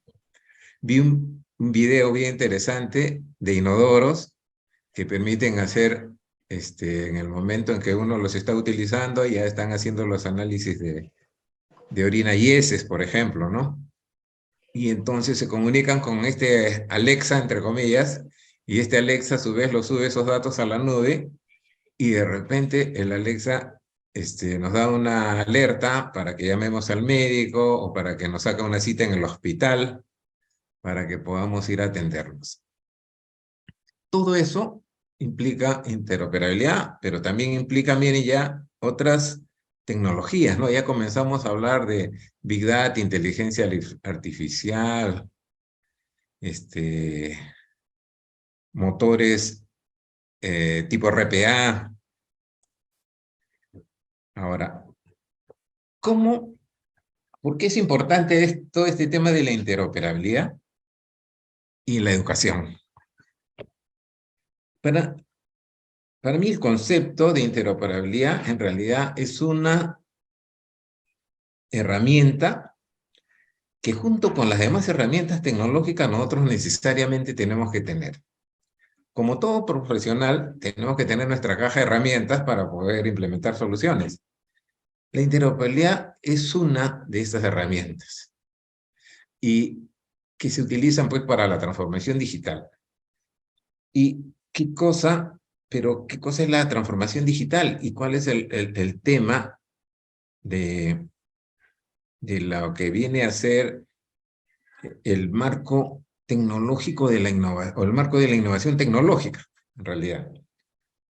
Y el marco de la innovación tecnológica nos dice que existen tres grandes componentes. Uno de ellos es, como ustedes pueden ver acá, la ciencia y la base tecnológica.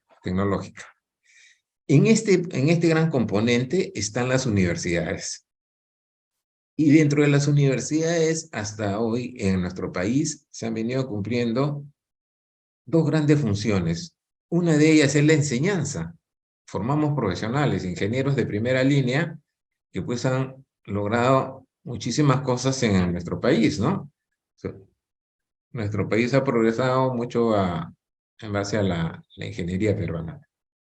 Y esa es una cosa que las universidades, en este caso la Universidad de Ingeniería, lo hace pues brillantemente, ¿no? Educación de excelencia.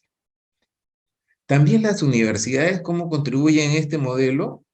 Contribuyen a través de la creación de conocimiento, ¿no? Las investigaciones, los papers, las tesis. Producen conocimiento y todo eso, esas cosas, ese par de cosas, son el insumo para la siguiente etapa, que es el desarrollo tecnológico. Para el desarrollo tecnológico lo realizan las empresas. Es decir, toman el conocimiento, se nutren de los profesionales y hacen laboratorios, crean productos, al final implementan soluciones que están destinadas a cubrir las necesidades de los mercados. Pero esas necesidades no solamente son de las personas, hay que verlo como personas y como productos de consumo, sino son también sus necesidades sociales, son sus necesidades económicas. Antiguamente todos estos modelos estaban orientados mucho al producto, a que la empresa hacía un producto y ese producto se vendía en el mercado, pero ahora este modelo se ha ampliado para incluir el concepto social y el concepto económico. Entonces, en ese marco, en ese contexto, miren, las tecnologías digitales y TICs han sido pues utilizadas primordialmente por las empresas para hacer desarrollo tecnológico. Y ese concepto de innovación, de utilizar las TICs, las tecnologías de información, de innovar a través de las TIC, eso se ha convertido en transformación digital. A su vez, la transformación digital aplicada, por ejemplo, a la industria, hoy día es Industria 4.0, pero la transformación digital en realidad se puede aplicar a cualquier sector. Si lo aplicamos al sector agrícola, se llama agricultura de precisión, ¿no? Entonces, pero actualmente, estos conceptos, como siempre, todo va cambiando, el mundo va cambiando, se ha ido evolucionando, y las universidades del mundo, las universidades top del mundo, han ido un paso más allá y han adoptado lo que se llama la tercera misión. Y la tercera misión es decir, oye, como universidad yo no tengo que quedarme, en la misión 1, que es enseñar y formar profesionales. O en mi misión de 2, que es investigar, tener laboratorio de investigación y crear conocimiento para entregárselo a las empresas, o a industrias, o al gobierno, para que hagan cosas con ello. Ahora tengo que adoptar una tercera misión o mandato, que es apoyar al desarrollo económico y social de mi país. Entonces, cuando la universidad moderna, actual, comienza a adoptar esta tercera misión, comienza a ampliar su radio de acción a este segundo aspecto que es el desarrollo tecnológico. Entonces, a lo largo del tiempo, las universidades han pasado de ser fábrica de conocimientos. Esto es una lámina que le he tomado de un rector de la Universidad de Corea que nos visitó hace poco, hace algunos meses. Miren que la universidad migra de ser una fábrica de conocimientos a ser una universidad relacional, ¿no? Que comienza a interactuar con los centros de investigación para crear mucho más publicaciones, a ser una universidad emprendedora. Las universidades top del mundo ya están en la quinta misión, porque han pasado de ser universidad emprendedora a ser universidad sistémica. Utilizar justamente los conceptos de la ingeniería de sistemas para hacer mucho más amplio y más efectivo su acción. Y hoy por hoy se llama, que están cumpliendo ya la quinta misión, que es la universidad comprometida. En el país estamos haciendo muy bien las dos primeras, pero en mi opinión, mi recomendación por todo lo que veo y por el avance de la tecnología y cómo hacer que ese avance sobre todo se traduzca en beneficio para los peruanos. ¿Cómo hacemos que todo este conocimiento, si hablamos blockchain, si hablamos de inteligencia artificial, si hablamos de cloud computing, si hablamos de automatización de robots, si hablamos de interoperabilidad, ¿cómo hacer para que la universidad juegue un rol transformador? Entonces, creo yo que es deber de las universidades, de las empresas y del gobierno a trabajar en conjunto. Y también creo yo que de repente es momento en que la universidad tome el liderazgo para cumplir su tercera misión, que es la de hacer desarrollos, de hacer soluciones que vayan orientados hacia problemas de nuestra realidad. Yo les voy a mostrar en este momento un videíto que, si bien ya tiene algún tiempo, porque esto es antes de la pandemia, yo le tengo mucho cariño porque nosotros hemos sido la única empresa. Existe un congreso mundial de móviles, que todos los años se realiza, hasta ahora se realiza, y a partir de este año nuevamente va a ser presencial, en febrero, en la ciudad de Barcelona. Es un congreso mundial donde van todos los CEOs del mundo a ver los nuevos avances para el siguiente año.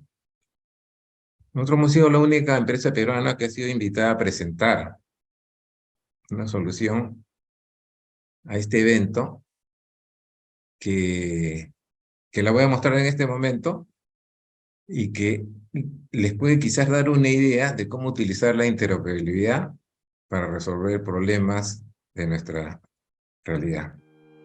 En el Perú, miles de personas viven en poblados muy alejados de difícil acceso, generando que no puedan recibir servicios de información y la atención que necesitan.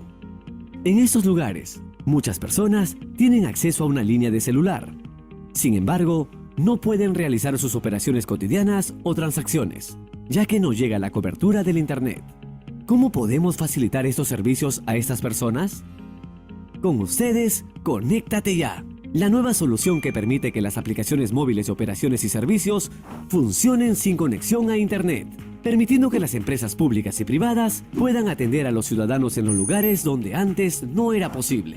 Esta tecnología inclusiva funciona utilizando el canal de voz, enviando los datos de las operaciones a través de la tecnología USSD, en vez de utilizar el canal de Internet de la red móvil. Novatronic se ha integrado a la red móvil para poder aprovechar su cobertura al 100%. Ahora es posible llevar servicios, como la verificación biométrica, además de otras operaciones que puedan requerir los programas sociales, los servicios de salud, las financieras, entre otros, para poder beneficiar a miles de peruanos.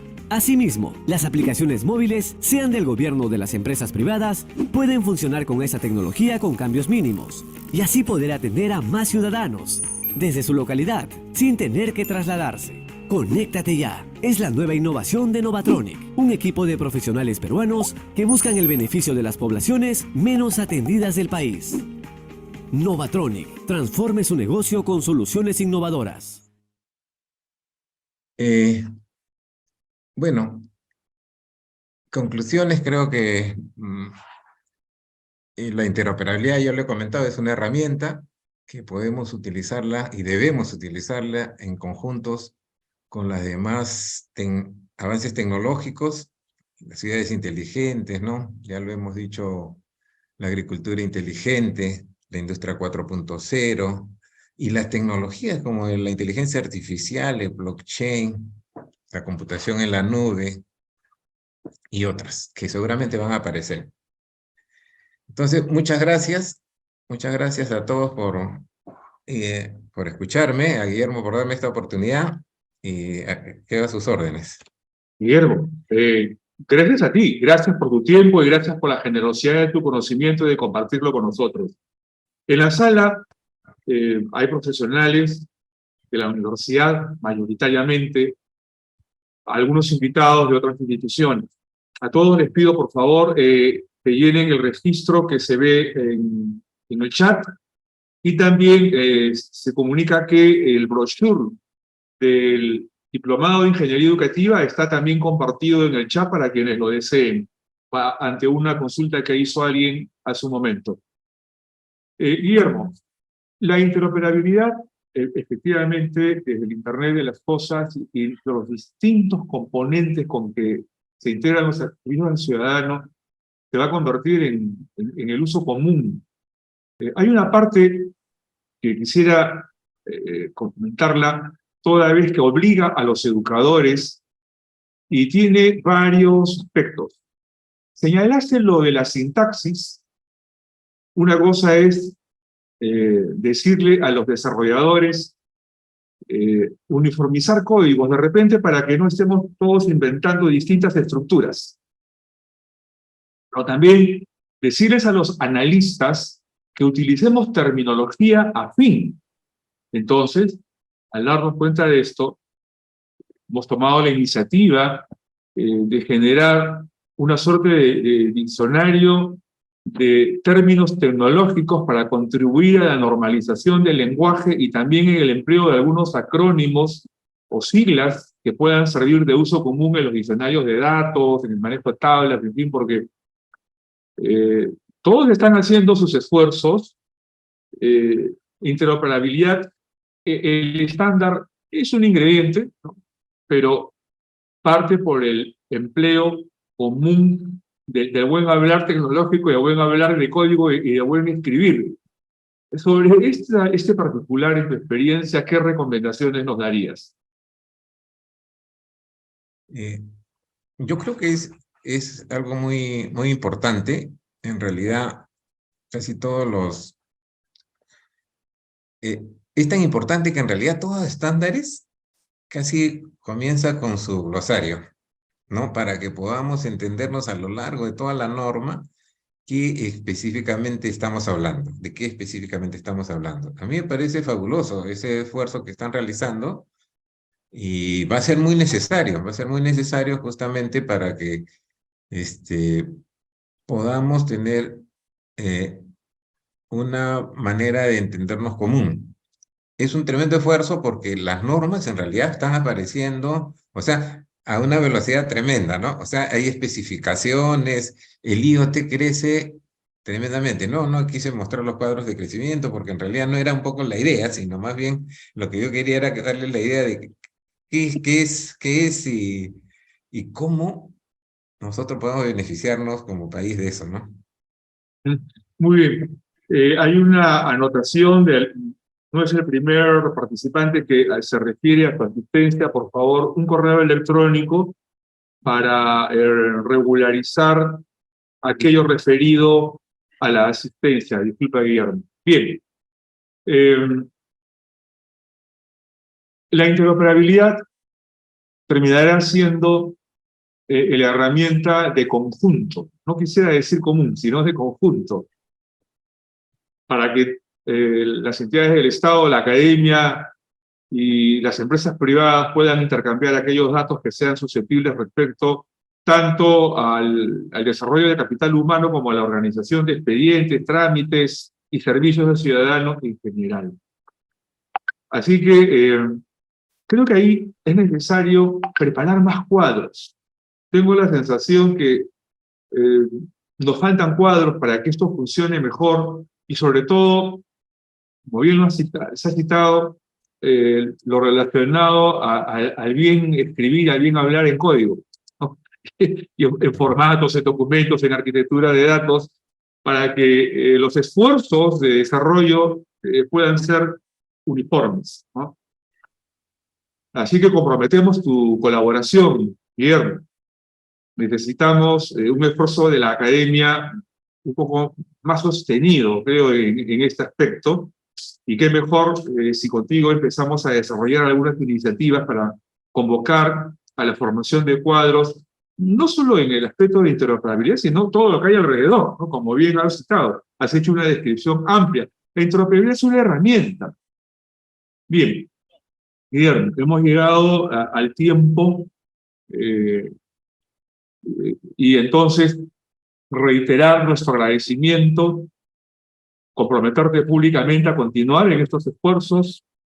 En la universidad se nos ha encargado crear un grupo de élite, formadores de formadores en tecnología de vanguardia, de manera que este grupo pueda estar enterándose permanentemente de todo aquello que emerge en materia tecnológica y puedan ir a su vez trasladándolo a los docentes de la universidad.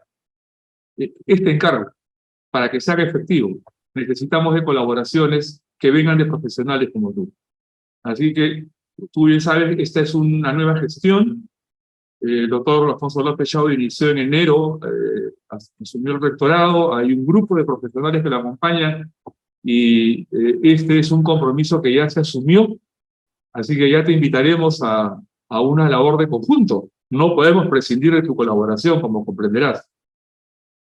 Encantado de apoyar en lo que pueda.